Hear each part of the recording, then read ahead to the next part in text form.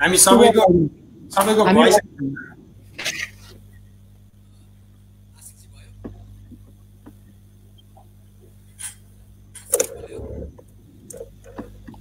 माताजीको voice अलि सानो आइरहेछ।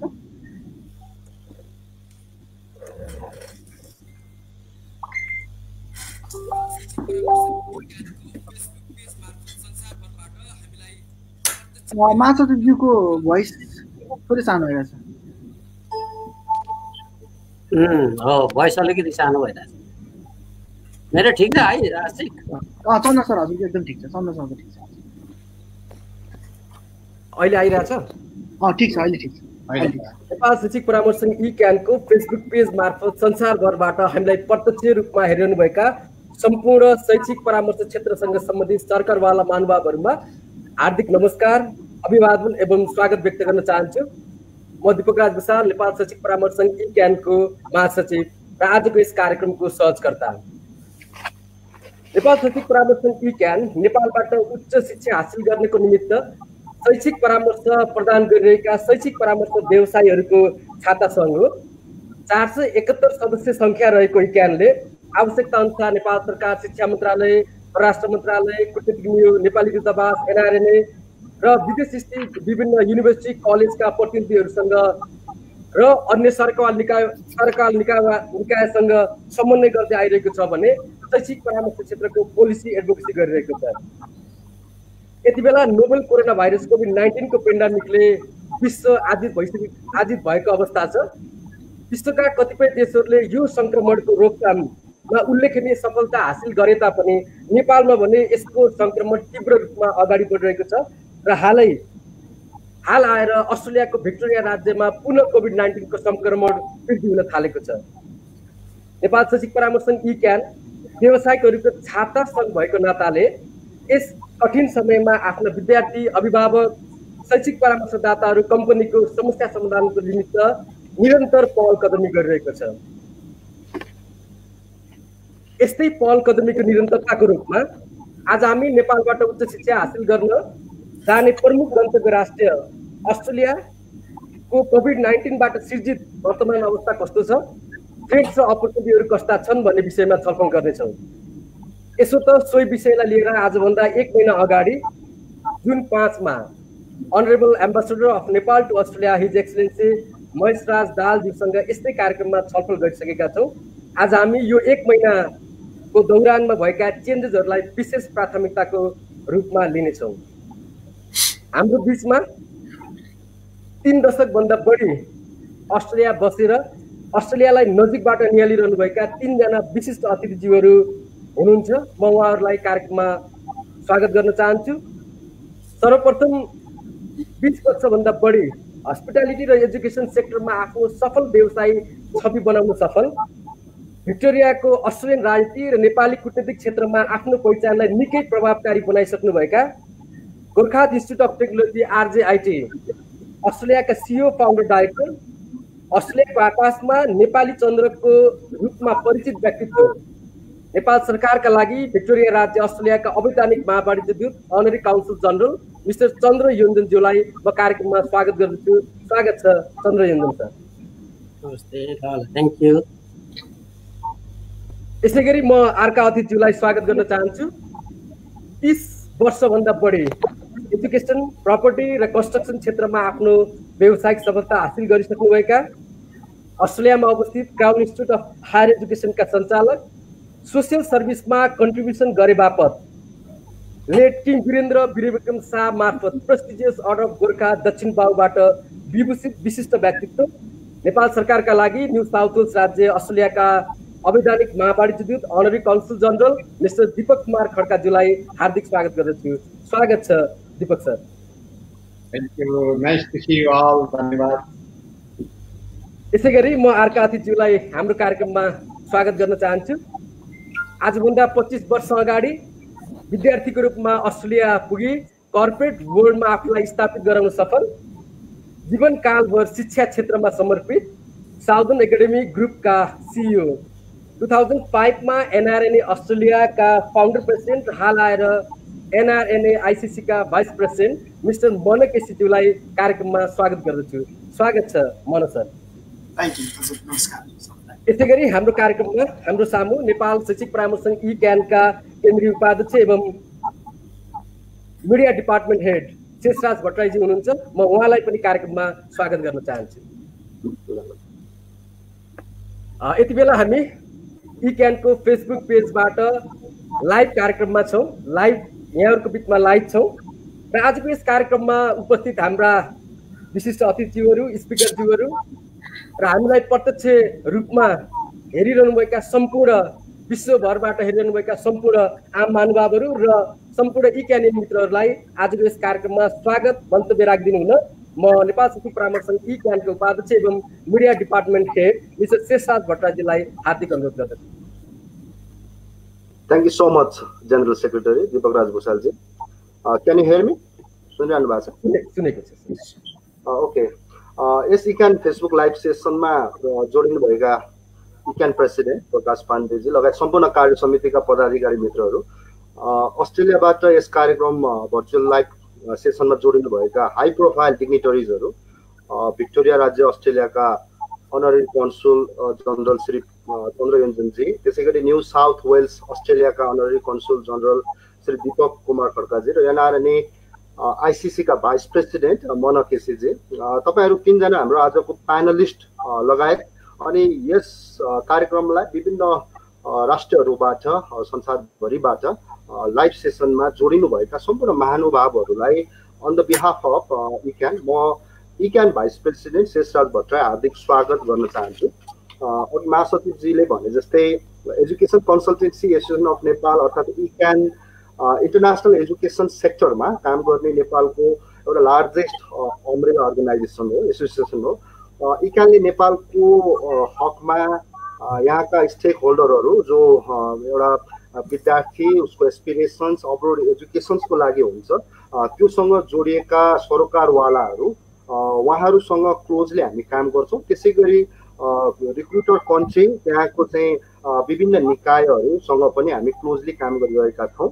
यसमा चेम्बर अफ कमर्सको मातहतबाट अभिभावक महासङ्घ, शिक्षा मन्त्रालय, परराष्ट्र मन्त्रालय, त्यसै गरी विभिन्न डिप्लोमेटिक मिसन्सहरू, हाई कमिसन्सहरू, एम्बेसीहरू लगायत अन्य विभिन्न स्टेक होल्डरहरूसँग हामी क्लोजली काम गरिरहेका छौँ। नेपाली विद्यार्थीहरूको त्यो एस्पिरेसन्सलाई कसरी पोजिटिभली अक्वायर गर्न सकिन्छ भन्ने ढङ्गबाट एउटा प्रोफेसनल स्ट्यान्डिङ ई-क्यानले आफ्नो मेम्बरहरू मार्फतबाट काम गरिरहेको छ।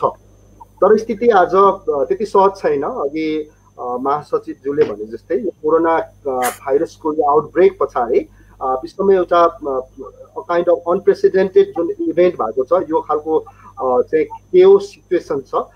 यसमा इम्प्याक्ट भनेको विभिन्न सेक्टरहरूलाई भइरहेको छ। अभियसली अब संसारको एउटा ग्लोबल इकोनोमी नै डिक्लाइन पोजिसनमा छ। यो कोरोना भाइरसले एउटा टुरिज्म, एजुकेसन, एभिएसन जस्ता क्षेत्रहरू जुन हामीसँग रिलेटेड सेक्टर पर्दछन् त्यसमा एउटा डिक्लाइनिङ इम्प्याक्ट पारिरहेको छ। यस्तो स्थितिमा आजको दिनसम्म आइपुग्दाखेरि यो कोभिड-19 को एक्जिस्ट के हो भन्ने खालको कुराहरू पुग्न लागिसकेको छैन।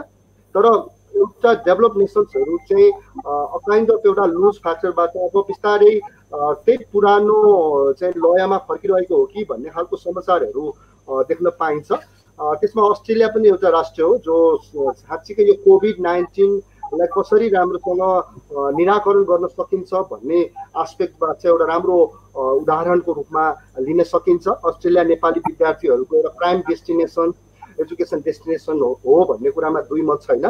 तर अब बिस्तारै के हुन्छ पोस्ट कोभिड-19 मा त्यही अब त्यस पछाडि इन्टरनेसनल एजुकेसन मार्केट अस्ट्रेलिया जुन एउटा लिड गर्दछ त्यस्तो अवस्थामा के खालका कुराहरू अगाडि बढ्न सक्छ भन्ने कुराहरू सँगसँगै अस्ट्रेलियन युनिभर्सिटिजहरू, इमिग्रेसन पोलिसीहरू, त्यहाँको प्राइम मिनिस्टर स्कट मरिसनको एउटा इन्टरनेसनल स्टुडेन्ट प्रतिको एउटा पर्सपेक्टिभ पनि आएको थियो। त्यो विषय कहाँ पुगिरहेको छ, नेपाली एजुकेसनल इन्टाइटिजहरू जुन एउटा राम्रो फर्टिलिटी अथवा एउटा राम्रो चाहिँ ग्रुपले त्यहाँनिर इम्पोरिज गरिरहनु भएको छ, त्यसमा तपाईँहरू पनि पर्नुहुन्छ। र त्यसै गरी भेट एजुकेसन जस्ता विषयहरूमा एउटा यो इन्टरेक्सन सेसन आज केन्द्रित हुनेछ। आजको यो इन्टरेक्सन सेसनमा हामी जसको मोडरेटर महासचिव दीपकराज भुइँचालज्यूले गर्नुहुनेछ, त्यसमा 1,50,000 जो अस्ट्रेलियामा नेपाली नागरिकहरू हुनुहुन्छ त्यसमा करिब 66,000 विद्यार्थी चाहिँ रहेको अनुमान गरिन्छ। त्यसमा सिडनी मेलबोर्न जस्ता ठाउँहरूमा नेपाली विद्यार्थीहरूको बाहुल्यता रहेको क्षेत्रहरूमा आगामी योजना के छन्, समग्र अस्ट्रेलियाको उपस्थिति कसरी अगाडि बढिरहेको छ भन्ने कुरामै हामी केन्द्रित हुनेछौँ।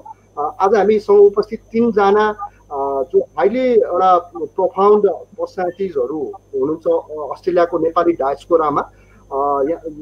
यो अवस्थालाई एउटा काइन्ड अफ रोचक एउटा मान्नुपर्छ कि आज उपस्थित चन्द्र दाई, दीपक दाई, मन दाईहरू आपसमा एउटा ब्लिसफुल कोइन्सिडेन्ट पनि परिरहेको रहेछ। यसो याद गर्दाखेरि तीनैजना वास्तवमा भन्ने हो भने तपाईँहरू तीनैजना देशलाई अत्यन्त धेरै माया गर्ने एउटा प्याट्रियोटिक पर्सनालिटिजहरूमा पर्नुहुनेछ। यो मात्र होइन, अस्ट्रेलियामा नेपाली कम्युनिटिजहरूको हकको सवालमा उहाँहरूको विषयवस्तु कुनै पनि खालको कुराहरूमा तपाईँहरूको कन्भिक्सन्स र त्यो कन्ट्रिब्युसन्सलाई साँच्चीकै अनुकरणीय मानिन्छ। त्यसलाई सबैले तारिफ आजसम्म गरिरहेको अवस्था पनि हो र तीनैजना कलेजको अनरसिप र म्यानेजमेन्टसँग पनि जोडिनु भएको छ र सँगसँगै अस्ट्रेलियाको यो इमिग्रेसन पोलिसी, स्टुडेन्ट रिक्रुटमेन्ट जस्ता विषयहरूमा पनि एउटा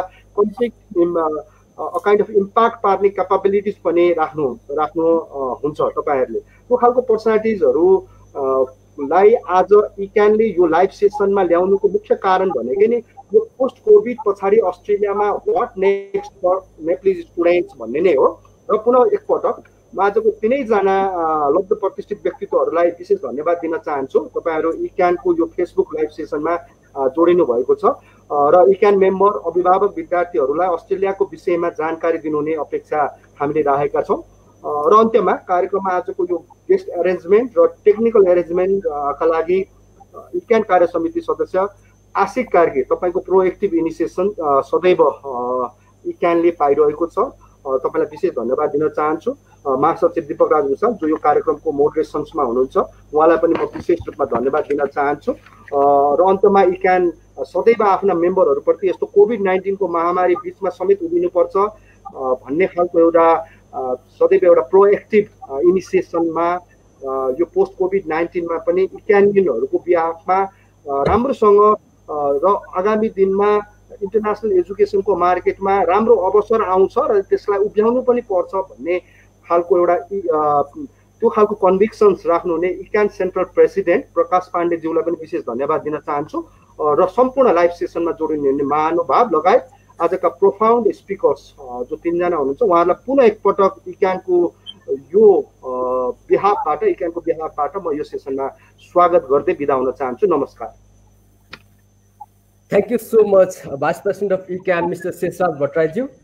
अब म आजको कार्यक्रमलाई मुख्य सेसनतर्फ अगाडि बढाउन चाहन्छु। हामीलाई यति बेला विश्वभरबाट प्रत्यक्ष रूपमा हेरिरहनु भएको छ र आज हामीसँग भएका स्पिकरहरूले राख्ने विचारहरूमा यहाँहरूको कुनै प्रश्न, जिज्ञासा, सल्लाह, सुझाव भएमा कूटनैतिक मर्यादाको ख्याल राखिदिई यहाँहरूले चाहिँ प्रश्नहरू चाहिँ गर्न सक्नुहुनेछ र हामी कार्यक्रमको अन्त्यमा सम्भव भएसम्म सम्पूर्ण यहाँहरूले राखेका प्रश्नहरूलाई लिएर आउनेछौँ र यसपछि म कार्यक्रमलाई अगाडि बढाउन चाहन्छु। कार्यक्रमलाई अगाडि बढाउने क्रममा म चन्द्र योन्जन सरतर्फ आउन चाहन्छु। सर्वप्रथम यहाँ नेपाल सरकारका लागि भिक्टोरिया राज्य अस्ट्रेलियाको अवैधानिक महावाणिज्य दूत अनरी काउन्सिल जनरल हुनुहुन्छ को रूपमा कार्यरत हुनुहुन्छ। वास्तवमा कोभिड-19 को यस पेन्डेमिकमा भिक्टोरिया राज्यको समग्र वर्तमान अवस्था कस्तो छ, नेपाली समाज र त्यसमा पनि विद्यार्थीहरूको अवस्था कस्तो छ र यति बेला फेरि Victoria is hitting by second wave of कोभिड-19 पेन्डेमिक, पुनः लकडाउनको अवस्थामा फर्केको छ। यो चोटि अन्तर्राष्ट्रिय विद्यार्थीहरूमा समस्याहरू कस्ता हुन सक्छन्, कति सहज असहज परिस्थिति हुन सक्छ र अहिलेको अवस्थालाई कसरी ओभरकम गर्न सकिन्छ, कसरी हेर्नु भएको छ? चन्द्र योन्जन सर। एकदम थ्याङ्क यू दीपकजी। र भन्दाखेरि हाम्रो इक्यान एज अ अर्गनाइजेसन अब यसरी चाहिँ तपाईँहरूले जुन एउटा चाहिँ यो इन्टरेक्सन प्रोग्राम गर्ने जुन किसिमको चाहिँ एउटा जमर्को गर्नुभएको छ त्यो आफैमा पनि एकदमै एप्रिसिएबल छ। इट्स गुड द्याट अब तपाईँहरूले यो एउटा चाहिँ एउटा चाहिँ प्रोग्राम सुरु गर्नु भएको छ र मध्यखेरि अब कन्सर्न मान्छेहरूलाई चाहिँ अब इन्फर्मेसन पुगोस् भनेर जसरी सुरु गर्नु भएको छ त्यसको लागि एकदमै धेरै धेरै धन्यवाद। अब ओभरअलमा हेर्दाखेरि चाहिँ मध्यखेरि अब तपाईँको मध्यखेरि अब जुन एउटा अब्जेक्टिभ आजको यो चाहिँ फोरमको जुन एउटा चाहिँ अब्जेक्टिभ राख्नु भएको छ त्यसमध्येमा अब मलाई चाहिँ लागेको चाहिँ खास अब मेनली अब च्यालेन्जेस र अपर्च्युनिटिजहरू त अब त्यो आफ्नो ठाउँमा छ। मध्यखेरि अब यो अहिले मोर डिटेल्सहरू त्यसमा फेरि हामी कुरा गर्दै गरौँला। तर अहिलेको चाहिँ एकदम मेजर कन्सर्न भनेको चाहिँ सायद अब अघि तपाईँले भनिहाल्नुभयो 66,000 चाहिँ नेपालीज स्टुडेन्ट्सहरू चाहिँ अहिले अस्ट्रेलियामा अब पढिरहेछ र अहिलेको बिगेस्ट च्यालेन्जेस भनेको चाहिँ त्यो विद्यार्थीहरूको चाहिँ मध्यखेरि अब समस्याहरू, उहाँहरूको प्यारेन्टहरूले नेपालमा गरिरहेको चिन्ताहरू, अनि त्यसपछि चाहिँ मध्यखेरि अब उहाँहरूको अब फ्युचर एउटा चाहिँ त्यो हो, त्यो चाहिँ एउटा चाहिँ मध्यखेरि कन्सर्निङ अब सब्जेक्ट जस्तो लाग्छ मलाई। किन भन्दाखेरि चाहिँ अब हाम्रो धेरै जसो Nepalese student, not only Nepalese, majority of international स्टुडेन्ट्सहरू चाहिँ यहाँ आउने, जबहरू गर्ने, त्यसपछि फिजहरू चाहिँ मध्यखेरि अब त्यसबाट तिर्ने अथवा चाहिँ मध्यखेरि अब आफ्नो जेनरल एक्सपेन्सेसहरू त्यसबाट तिर्ने भन्ने खालको चाहिँ मध्यखेरि अब त्यो एममा आएको हुन्छ। अब अहिलेको यो कोभिडले गर्दाखेरि चाहिँ मध्यखेरि अब लड अफ जबहरू लस भएको छ। अब मिलियन्स अफ अस्ट्रेलियनहरू आफूले पनि जबहरू लस गरिरहेछ। अहिले हामी यहाँनिर मजाले कुरा त गरिरहेका छौँ, तर यो टेबलमा बस्ने सम्पूर्ण साथीहरू आफ्नै किसिमले चाहिँ एफेक्टेड भइरहेको कुरा त अब हामी आफैले नै मध्यखेरि अब त्यो सबैले नै अब रियलाइज गर्ने कुरा हो। मध्यखेरि अब हामी अरूलाई भिक्टिम भनेर भन्छ, तर सबै every one is affected and every one is a victim. त्यसले गर्दाखेरि चाहिँ तर अब यो समयमा अब चाहिँ मध्यखेरि अब भिक्टिम भए पनि अब कसरी चाहिँ मतलब एकअर्कालाई चाहिँ सहयोग गर्ने अब त्यो लक्ष्यमा अब हामी अब हिँडिरहेका छौँ र त्यो गरिरहेका छौँ। अब अहिले चाहिँ तपाईँले ठक्कै भन्नुभएको जस्तै हो, अहिले मध्यखेरि अब अस्ट्रेलियामा पार्टिकुलरली भिक्टोरियामा अलिकति मध्यखेरि अब यो फेरि मध्यखेरि अब बढिरहेछ। अब त्यसमा चाहिँ अब तर गभर्मेन्टले चाहिँ अब अहिले अलिकति अब स्ट्रिक्ट मेजर लिएर चाहिँ त्यसलाई अब चाहिँ अब मिनिमाइज गर्ने चाहिँ छ। तर अब स्ट्याटिस्टिक्स हेर्ने हो भने त वास्तवमा के अरे अब वेस्टर्न कन्ट्रिजहरू मध्येमा अब अस्ट्रेलिया भनेको one of the safest country नै हो। वास्तवमा एकदमै थोरै नै मध्यखेरि यहाँ चाहिँ अब एफेक्टहरू भएको छ। त्यसले गर्दाखेरि चाहिँ मध्यखेरि अब अपकमिङ डेजहरूमा चाहिँ अब कस्तो हुन्छ त्यो अहिले नै ठक्कै फोरकास्टहरू गर्नु सकिँदैन। गभर्मेन्टले चाहिँ अब सेप्टेम्बरसम्मको चाहिँ डेडलाइन पहिला नै दिएको हो। त्यसले अब सेप्टेम्बरसम्म त अब हामीले चाहिँ अब एक्सपेक्टेसनै गर्नुपर्छ। त्योभन्दा पछाडि अब कसरी चाहिँ जान्छ अब त्यही गभर्मेन्टले चाहिँ माथि अब यो टक्कै बोर्डरहरू खोल्छ कि खोल्दैन, इन्टरनेसनल स्टुडेन्टहरूलाई चाहिँ मध्यखेरि अब दिन्छ दिँदैन त्यो भन्ने कुरो चाहिँ अब आउने पोलिसी र आउने सिचुएसनहरूले बताउँछ।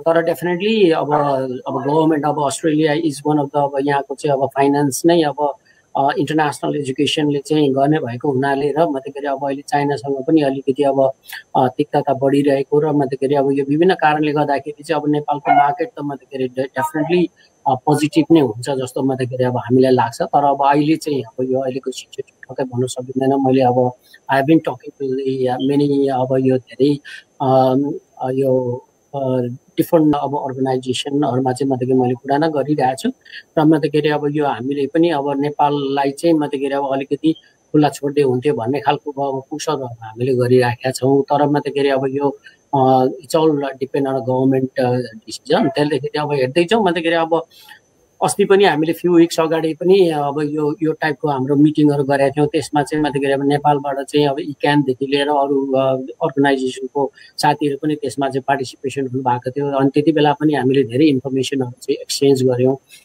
त्यसले गर्दाखेरि चाहिँ definitely we need to keep working. अब यहाँ भिक्टोरियामा भएको जति पनि मध्यखेरि अब समस्याहरू अब हामीले हेरि नै राखेका छौँ। अब कन्सुलेट अफिसमा almost every day lot of मध्यखेरि अब इस्युजहरू आइरहेको हुन्छ।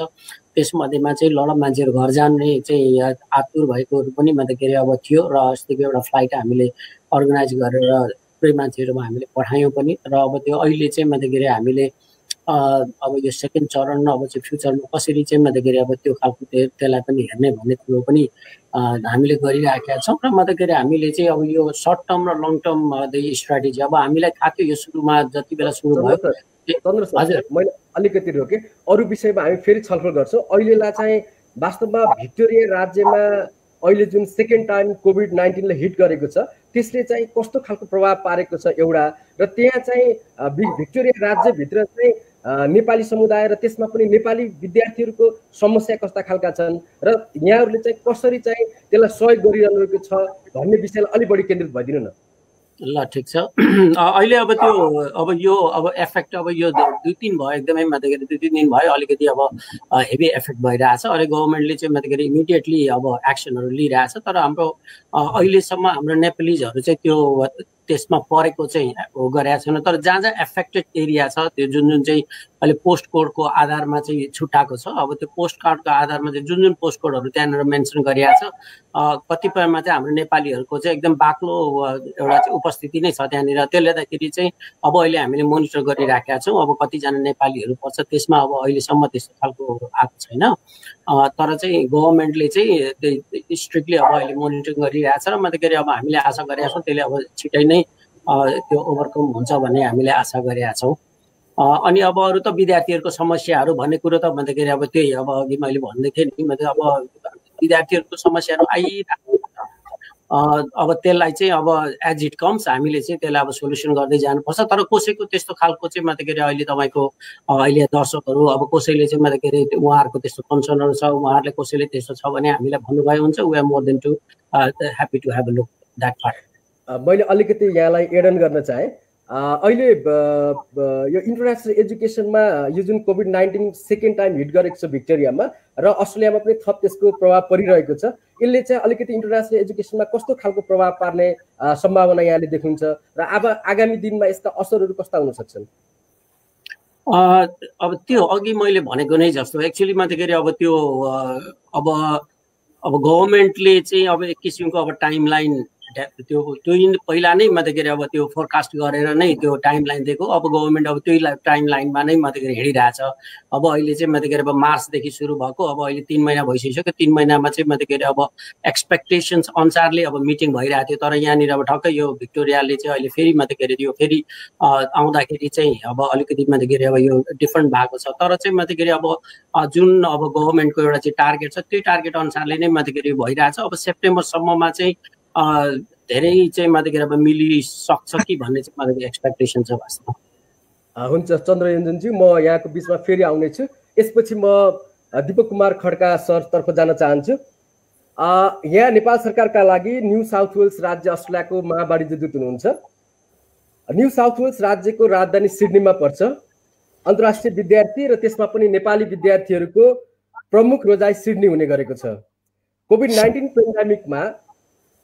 पेन्डेमिकको यो वर्तमान समयमा न्यू साउथ वेल्स राज्यका समग्र अवस्था कस्तो छ, नेपाली समुदाय र त्यसमा पनि विद्यार्थीहरूको अवस्था कस्तो छ र न्यू साउथ वेल्स स्टेट गभर्मेन्टले विद्यार्थीहरूलाई कसरी सपोर्ट गरिरहेको छ? Deepak Khadka sir. Thank you very much.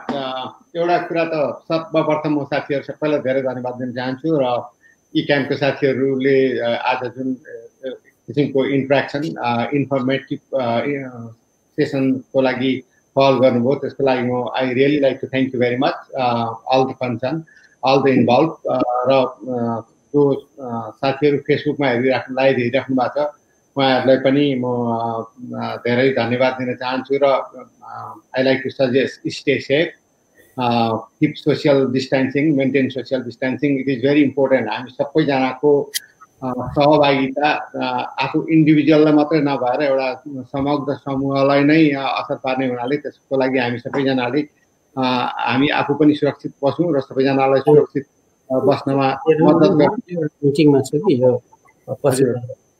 अनि जहाँसम्म तपाईँको क्वेसन छ, यो खालि न्यू साउथ वेल्स मात्रै नभएर समग्र यो अहिले ग्लोबल्ली नै situation we all know very very well. अनि एजुकेसन इन्डस्ट्रीमा चाहिँ अब हाइली इम्प्याक्टेड विद्यार्थीहरू डेफिनेटली इम्प्याक्टेड हुनुहुन्छ र हामीले सुरुमा जे जति सोचेका थियौँ त्यति इम्प्याक्ट होला भन्ने हामीलाई डर थियो। हामी सबैजना चाहिँ अलि एङ्जाइटी पनि थियो, त्रसित पनि थियौँ र फर्चुनेटली अस्ट्रेलियन गभर्मेन्टले ह्यान्डल भेरी वेल। अहिले चाहिँ फाटोफुट्टो स्पेसल्ली यो भिक्टोरियामा एउटा अहिले चाहिँ सेकेन्ड वेभ हो कि भन्ने एउटा चाहिँ शङ्का बाहेक अस्ट्रेलियामा समग्र अस्ट्रेलियामा चाहिँ निकै कन्ट्रोलको सिचुएसन छ। त्यो चाहिँ हामी सबैलाई जनाको लागि गुड न्युज भयो। त्यो कन्ट्रोल पनि खालि गभर्मेन्टको पहल मात्रै भन्दा पनि सर्वसाधारणको कोअपरेसनकै कारणले गर्दाखेरि यो सम्भव भयो जस्तो लाग्छ। त्यसकारण हामीले एउटा कुरा बिर्सिनु हुँदैन, हामी सबैजनाको चाहिँ त्यत्तिकै दायित्व छ। गभर्मेन्टको जतिको दायित्व छ हामी सर्वसाधारणको पनि दायित्व त्यत्तिकै छ। त्यसकारणले यस्तो यो पेन्डेमिक सिचुएसन संसारभरि हो, this is not only for us, संसारभर नै भएको हुनाले कसैलाई दोष दिनुभन्दा पनि हामी आफै मिलेर कसरी यसलाई चाहिँ कन्ट्रोल गर्ने भन्नेतिर लाग्नु जरुरी छ भन्ने कुरा हामी अस्ट्रेलियाबाट पाठ सिक्न सक्छौँ। Australian citizen, they are doing really very well. उनीहरूले सोसियल आई क्यान मिट हरेक मान्छेहरू जसरी भेटिन्छ हामी सोसियल डिस्टेन्सिङ मेन्टेन गर्ने एकदमै हाइजिन प्रति बढी कन्सियस छ जस्तो लाग्छ। र जहाँसम्म विद्यार्थीहरूको कुरो छ डेफिनेटली विद्यार्थीहरू इम्प्याक्टेड छन्, किनभने नेपाली विद्यार्थी मात्रै नभएर इन्टरनेसनल स्टुडेन्टहरू अस्ट्रेलियामा आउने पार्टिकुलरली धेरै जस्तो मेरो विचारमा ओभर 90% एसियन स्टुडेन्ट एसियन कन्ट्रीहरूबाट आउने विद्यार्थीहरू नै हो। अनि हाम्रो कल्चर धेरै जस्तो मोरलेस सिमिलर छ, एक्ज्याक्टली सेम नभए पनि सिमिलर कल्चर छ। बाबुआमाले सपोर्ट गरेर पठाउने तर आफैले त्यसलाई चाहिँ पढ्नलाई सहयोग गर्ने। त्यसमा चाहिँ अस्ट्रेलियामा आउने पार्टिकुलर इन्टरनेसनल स्टुडेन्टहरूले चाहिँ दुईटै to kill two birds with one stone भने जस्तै एजुकेसन पनि प्राप्त गर्ने र त्यही बिचमा काम पनि सिक्ने र कमाएर एजुकेसनलाई सपोर्ट पनि गर्ने धेरैजना विद्यार्थीहरूको चाहना अनुसार र त्यसरी नै धेरै विद्यार्थीहरू तपाईँ हामी सबैजनालाई थाहा छ। तर धेरै जस्तो विद्यार्थीहरूले काम गर्ने इन्डस्ट्री भनेको हस्पिटालिटी भयो, अनि हस्पिटालिटी रिलेटेड इन्डस्ट्रीमा धेरै जस्तो विद्यार्थीहरू काम गर्ने हुनाले इम्प्याक्टेड चाहिँ जरुरी हुनुभयो। धेरै हस्पिटालिटी इन्डस्ट्रीहरू चल्न सकेन। तर त्यति जति हामीले एकदमै धेरै लामो जाला कि भन्ने एउटा किसिमको डर थियो, अहिले न्यू साउथ वेल्समा भन्नुपर्दाखेरि अहिले त 50 जनासम्म यो जुलाई 1 देखि त वास्तवमा त्यो लिमिट पनि नराखेर 4 स्क्वायर मिटर मेन्टेन गर्यो भनेदेखि if you have a bigger area even रेस्टुरेन्टहरूमा टन्नै मान्छेहरू पनि जान सुरु गरिसके। हामी चाहिँ लास्ट विकमै हामीले चाहिँ वी रियलाइज रेस्टुरेन्टहरू निकै अब सुचारू रूपमा आउन सुरु भइसक्यो। त्यसले गर्दाखेरि विद्यार्थीहरूले काम पाउने क्रम पनि बढ्दैछ र हस्पिटालिटी बाहेक यो हाइजिन र क्लिनिङ इन्डस्ट्रीमा पनि हाम्रो विद्यार्थीहरूले धेरै काम गर्नुहुन्थ्यो र उहाँहरूलाई क्लिनिङको कामलाई त्यति धेरै इम्प्याक्ट भएन, किनभने कोभिडको लागि हाइजिन एन्ड क्लिनलिनेस इज एकदमै इम्पोर्टेन्ट एरिया भएको भएर त्यसमा पनि धेरै विद्यार्थीहरूले काम गुमाउनु पर्ने स्थिति भएन। र त्यसको अलावा अर्को कुरो हाम्रो विद्यार्थीहरूले हाम्रो केटाकेटीहरूले काम गर्ने भनेको यो सुपरमार्केट र ग्रोसरिज स्टोर्सहरूमा पनि हो। त्यो सुपरमार्केट र ग्रोसरिज भनेको अहिलेको परिस्थितिमा सबभन्दा बढ्ता एकदम बेनिफिट लिने इन्डस्ट्री त्यो हो। त्यसले गर्दाखेरि हाम्रो नेपाली विद्यार्थीहरू धेरैजना नेपालीहरू they are very hard working, they are honest. मैले अहिलेसम्म जो जति मान्छेहरूलाई भेट्छु wherever they are working they are really एउटा कुरो चाहिँ हामीले प्राउड गर्नुपर्ने कुरो के छ भने हाम्रो मान्छेहरूले they are working very hard. जहाँ उनीहरू काम गर्न सुरु गरेछन् त्यो त्यहाँ चाहिँ इम्प्रेसन चाहिँ राम्रो इम्प्रेसन छाडा हुनाले they are really receiving good.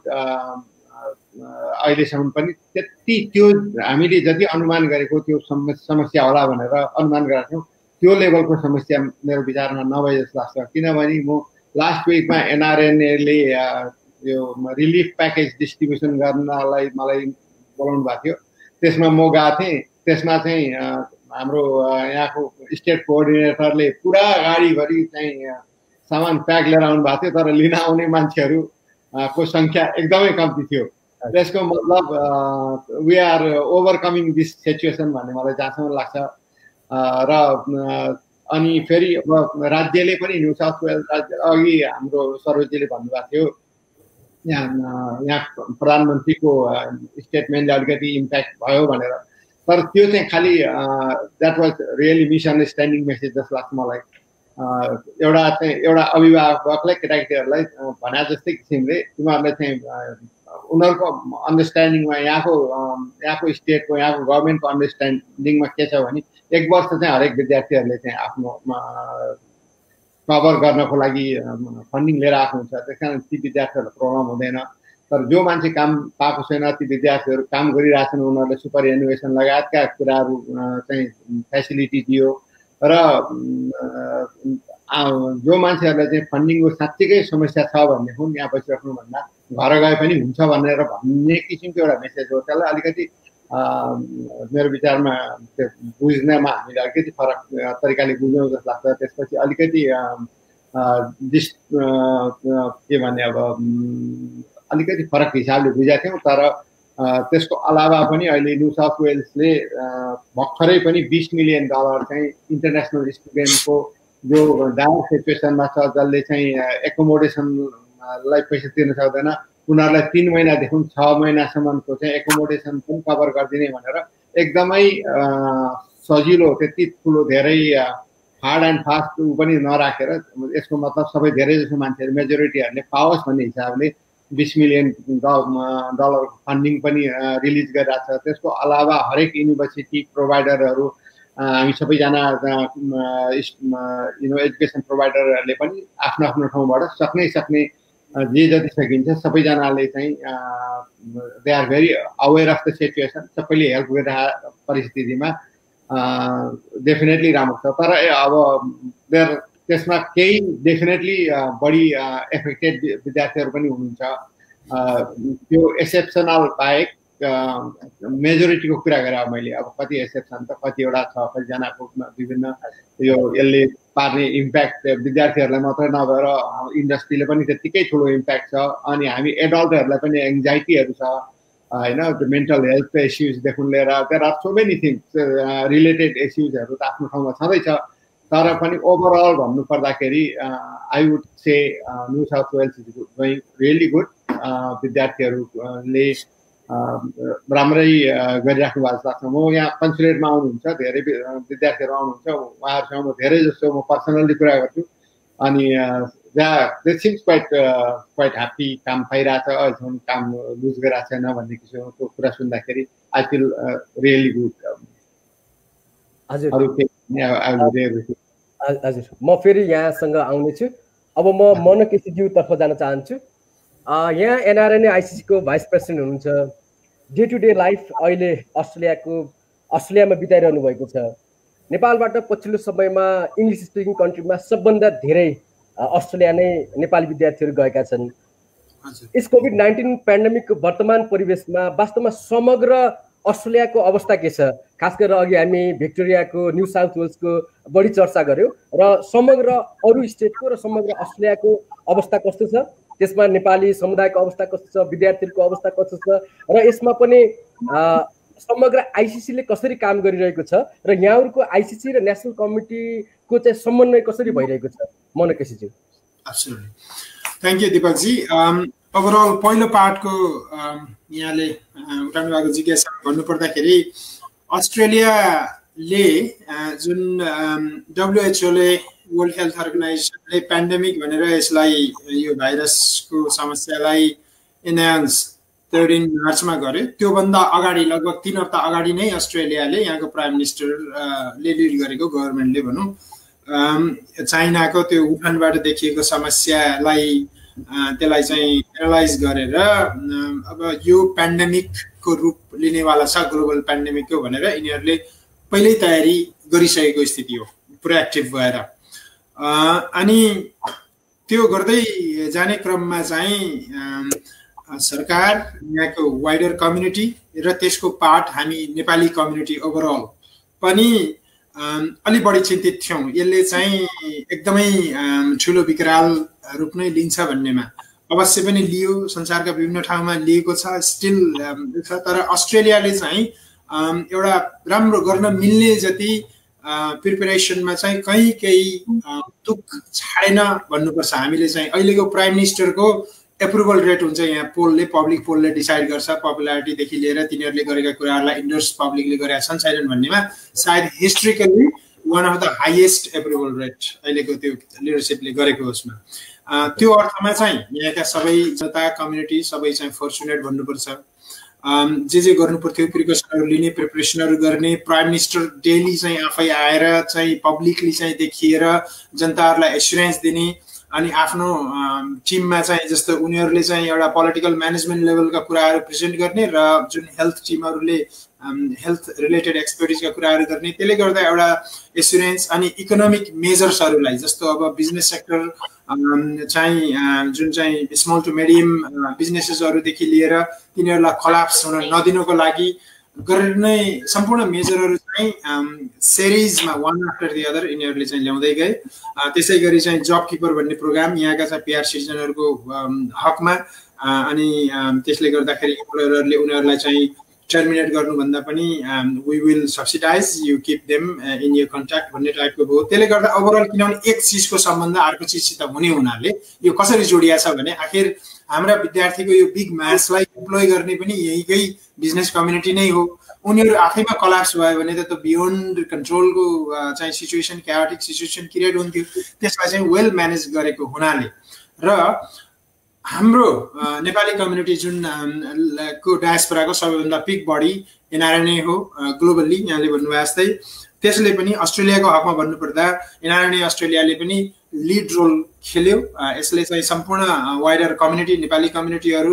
Beyond द्याटलाई पनि फेसिलिटेट गर्ने क्रममा कोअर्डिनेसन गर्ने क्रममा लियाजनको रूपमा भन्नुपर्दाखेरि कन्सुलेट अफिसेसहरू एम्बेसीजहरू सबैलाई लियाजन गर्ने क्रममा सुरुकै दिनमा चाहिँ कन्सर्न देखाएर हामीले यसलाई एड्रेस यस यो जर्नीमा हामी फोरफ्रन्टमा हुनुपर्छ मान्छेहरूलाई चाहिँ in the time of crisis they are there भन्ने खालको एउटा आवाज दिनुपर्छ भनेको हुनाले त्यो एक्सपिरियन्समा चाहिँ एकदम भिजिबली हाम्रा साथीहरूले हाम्रो यो नेटवर्कका साथीहरूले भलन्टियर्सहरूले लिडरसिपमा भएका साथीहरूले राम्रो कन्ट्रिब्युसन गर्नुभयो त्यसका केही इक्जाम्पलहरूमा अभियसली त्यो जुन रिलिफ त्यति बेला समस्या थियो आइसोलेसनमा थियो मान्छेहरू क्वारेन्टाइनमा हुँदाखेरि खल्तीमा पैसा हुनेहरूले पनि गएर किन्न मिल्दैन थियो बाहिर निस्किन मिल्दैन थियो त्यो स्थितिमा चाहिँ भलन्टियर्सहरूले चाहिँ लगेर फुड चाहिँ रिलिफ प्याकेजहरू देख्दा सानो देखिएला यति टाइमलाई 2 हप्ता 3 हप्ताले के हुन्छ भन्ने लाग्ला तर आफू जो परेको हुन्छ त्यो सिनेरीमा त्यसलाई त्यो पीडा थाहा छ मान्छेहरू लिटरली चाहिँ आँखाबाट आँसु झारेका थुप्रै सिनेरिज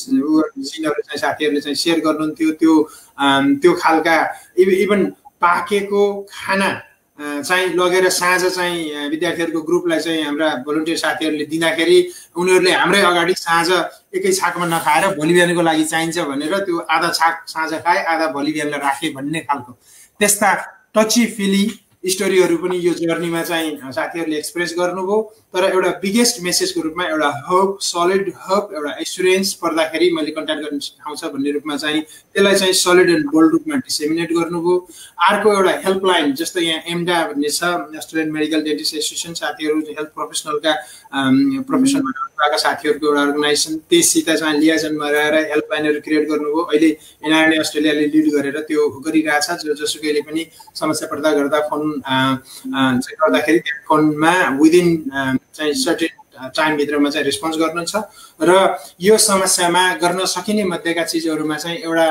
हेल्प कहीँ एभाइलेबल छ भिक्टिम एफेक्टेड मान्छे अर्कोतिर छ त्यो बिचको लिङ्केज ब्रिजिङ चाहिँ गरिदिनु पर्ने यहाँ छ है भनेर चाहिँ भनिदिनु पर्ने इन्फर्मेसन फेसिलिटेट गरिदिनु पर्ने आवश्यकता थियो त्यसमा दे हेभ डन ब्युटिफुली जहाँसम्म अर्को अब ओभरअल अस्ट्रेलियाको आउटलुक भन्नुपर्दाखेरि न्यू साउथ वेल्स सबैभन्दा ठुलो राज्य यहाँ सिडनी भनौँ मैले सर चाहिँ लास्ट नाइटको अपडेट हेर्दाखेरि यो हप्तामा हाम्रो एउटा मात्रै नयाँ इन्फेक्सन थियो लास्ट विक चाहिँ 2टा थियो यो हप्ता त्यो पनि डिक्रिज भएको छ ओभरअलमा यो थ्रु आउट द पेन्डेमिकमा 3200 को हाराहारीमा चाहिँ इन्फेक्टेड पपुलेसन भएको हो त्यसमा लगभग 2800 जस्तो एप्रोक्सिमेटली चाहिँ रिकभर भइसकेको स्थिति छ त्यसैले दे म्यानेज्ड भेरी नाइस त्यसले गर्दाखेरि रिकभर भइरहेछन् मान्छेहरू कन्टेन्ट भइरहेछ सरकारले चाहिँ एक्टिभली चाहिँ प्रोएक्टिभली म्यानेज गरिरहेछ they are worried they are concern भन्ने त्यो मेसेजले गर्दाखेरि wider community as well as हाम्रो स्टुडेन्ट कम्युनिटीलाई पनि त्यसले पोजिटिभली यो धेरै चिज त त्यो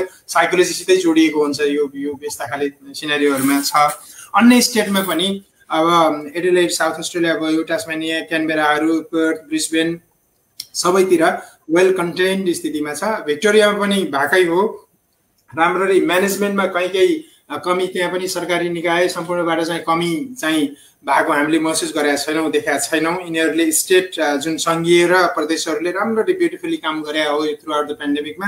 अहिले लेटेस्ट उसमा चाहिँ सर्टेन एउटा चाहिँ क्लस्टरहरूमा चाहिँ जस्तो त्यहाँका सर्टेन हाउसिङ कम्युनिटीहरू भएका चाहिँ टावरहरूमा एउटा चाहिँ पर्टिकुलर इभेन्टहरूले ट्रिगर गरेर चाहिँ केही देखिया छ, तर they are managing, they are trying to contain. अनि चाहिँ टेस्टिङकै रेसियो हेरौँ न, अहिले यहाँनिर तपाईँको न्यू साउथ वेल्समा मात्रै मैले हेरिरहेको थिएँ, सालाखाला हप्तामा चाहिँ हप्तामा कि दिनमा डबल चेक गर्नुपर्छ, 1 लाखको दरमा चाहिँ टेस्टिङ भइरहेछ। सायद दिनमा होला त्यो चाहिँ 24 आवर उसमा चाहिँ 1 लाखको भिसिनिटीमा चाहिँ टेस्टिङ भइरहेछ न्यू साउथ वेल्समा मात्रै। त्यो त्यति हुँदाखेरि एउटा भेटिरहेछ भनेपछि like what level of preparation and proactiveness they are doing, होइन, it tells the story in itself. अनि यो सबै कुराले चाहिँ के चाहिँ देखाउँछ त भन्दाखेरि जस्तै अहिले जुन हामीले विद्यार्थीहरू अहिले अस्ट्रेलियामा हाम्रो नेपाली मास 160,000मा होला, यहाँ आउने मास भनेको 99% of the population some day some time came as student, विद्यार्थी नै भएर आएर यहाँको यात्रा सुरु गर्ने हो। अहिले हुनेहरूलाई अहिले मैले दुःख पाइरहेको छु भन्ने लाग्छ, त्योभन्दा पहिला आउनेहरूले त्यति बेला झनै ठुलो दुःख थियो भन्ने लाग्छ। म आफै 96मा आएको, हामी आउँदा 400-500 थियौँ होला यहाँ अस्ट्रेलियाभरिमा, त्यति बेलाको अर्कै कथा व्यथा थियो, कोही जाने हेल्प लिने चाहिँ ठाउँ थिएन। अहिले एटलिस्ट सबैले चिनेका कहीँ साथी आफ्नो मान्छेहरू हुन्छ, त्यो छ। त्यसले गर्दाखेरि एउटा जाने गन्तव्यहरू मध्येमा, डेस्टिनेसनहरू मध्येमा म राम्रै ठाउँमा चाहिँ गएको रहेछु भन्ने एसुरेन्स चाहिँ धेरै विद्यार्थीहरूले यहाँ सडकमा हिँडेका आजै मात्रै कतिवटा ग्रुपहरू मैले भेट्यौँ होला, उनीहरूसित सोद्धा गर्दाखेरि चाहिँ उनीहरूले त्यो खालको फिल भएकै कुरा गरिरहेका हुन्छन्। ग्लोबल पर्सपेक्टिभमा यहाँले भन्नुभयो आइसिसीले र एनसिसीहरूलाई कसरी परिचालन गरेका छ हाम्रो नेसनल कोअर्डिनेसन काउन्सिलहरूलाई भन्ने क्रममा हामीले यो पेन्डेमिक सुरु हुन साथै तुरुन्तै चाहिँ के गर्यौँ भने इमर्जेन्सी मिटिङहरू, सिरिज अफ मिटिङहरू बस्यौँ, हाई लेभल कमिटी बनायौँ। हेल्थ कमिटीका साथीहरूलाई ग्लोबल्ली सबै डक्टर्सहरू, स्पेसलिस्टहरू, जुन एपिडेमियोलोजिस्टहरू लगायतका चाहिँ साथीहरू इन्भल्भ गरेर ग्लोबल्ली चाहिँ मेनी कन्ट्रिज एक्रस द ग्लोबमा त्यो एउटा चाहिँ high level covid response team भनेर चाहिँ गरायौँ। यसको चाहिँ विकली त्यो हेल्थ कमिटीका साथीहरू डाक्टर सञ्जीव सापकोटाले लिड गर्नुभएको छ ग्लोबली, अस्ट्रेलियाबाट पनि हुनुहुन्छ साथीहरू, के अरे हाम्रो डाक्टर कुश श्रेष्ठ लगायतका साथीहरू, उहाँहरूले एकदमै चाहिँ ब्युटिफुल काम गर्नुभयो। थ्रु आउट द यो पेन्डेमिकमा चाहिँ इन्फर्मेसन डिसेमिनेट गरिराख्नुभयो, ब्रोडकास्ट गरिराख्नुभयो, हेल्पलाइनहरू चाहिँ रेस्पोन्ड गर्नुभयो। उहाँहरूले चाहिँ फ्यु थाउजन्ड्स त्यो फोन कलहरू चाहिँ जुन एफेक्टेड कन्सर्न मान्छेहरूबाट लिएर उहाँहरूलाई गाइड गर्ने कुरो गर्नुभयो। हामीले चाहिँ विकली चाहिँ जस्तो स्याटरडेजहरूमा हाम्रो इन्टरनेसनल एक्जिक्युटिभ सेक्रेटरिएट भन्ने छ, त्यसको मिटिङ चाहिँ थ्रु आउट गर्छौँ। विकभरिका हामीले समीक्षाहरू गर्छौँ। एनसिसीहरूसित क्लोज इन्ट्याक्ट एउटा हाई लेभल गाइडेन्स प्रोभाइड गर्ने, उहाँहरूले गरेका चाहिँ कामहरूको चाहिँ समीक्षा लिने, नेपाल सरकारसित लियाजन गर्ने, सम्बन्धित अब नेपालमा पनि जुन हाई लेभल चाहिँ कमिटी बनाएको छ सरकारको तर्फबाट त्यससित क्लोज गर्ने। यही एउटा उदाहरणको लागि रिप्याट्रिएसनमा नेपाल सरकारले यो कम टु द टेबलमा आउनलाई अलिकति टाइम दिएकै हो।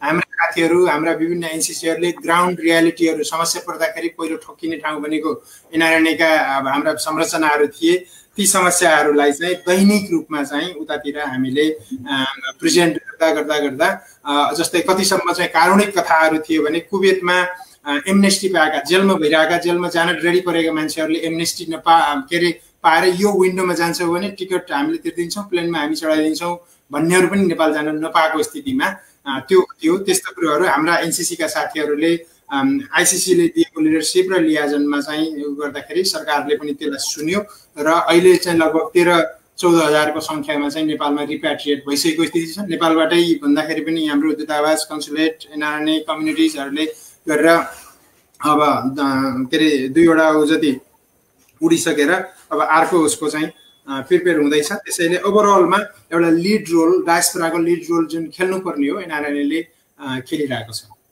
मैले यसैमा अलिकति थप्न चाहे, वास्तवमा यहाँको भनाइ र अनरेरी कन्सल जनरल दीपक खड्काज्यूको भनाइ पनि त्यहाँ राम्रो खालको राहत प्याकेजहरू वितरण भएको छ, नेपाली विद्यार्थीहरूलाई नेपाली कम्युनिटीलाई चाहिँ त्यस्तो खालको समस्याहरू भइरहेको छैन भन्ने खालको यहाँहरूको भनाइ छ। तर हामीले नेपालबाट हेर्दा र कतिपय तपाईँको यो सोसल मिडिया र त्यसै गरेर मिडियाहरूमा हेर्दाखेरि त्यहाँ नेपाली विद्यार्थीहरूलाई केही समस्याहरू भएका, नेपाली विद्यार्थीहरू चाहिँ डिप्रेसनमा परेका यो कोभिड-19को असरको कारणले गर्दा र कतिपय केसमा त सुसाइड गर्नसम्म बाध्य भएका भन्ने खालका यस्ता खालका समाचारहरू बाहिर सम्प्रेषण भइरहेको छ। यहाँले छोटकरीमा यसलाई यहाँको धारणा राखिदिनुहोस् न, छोटकरीमा।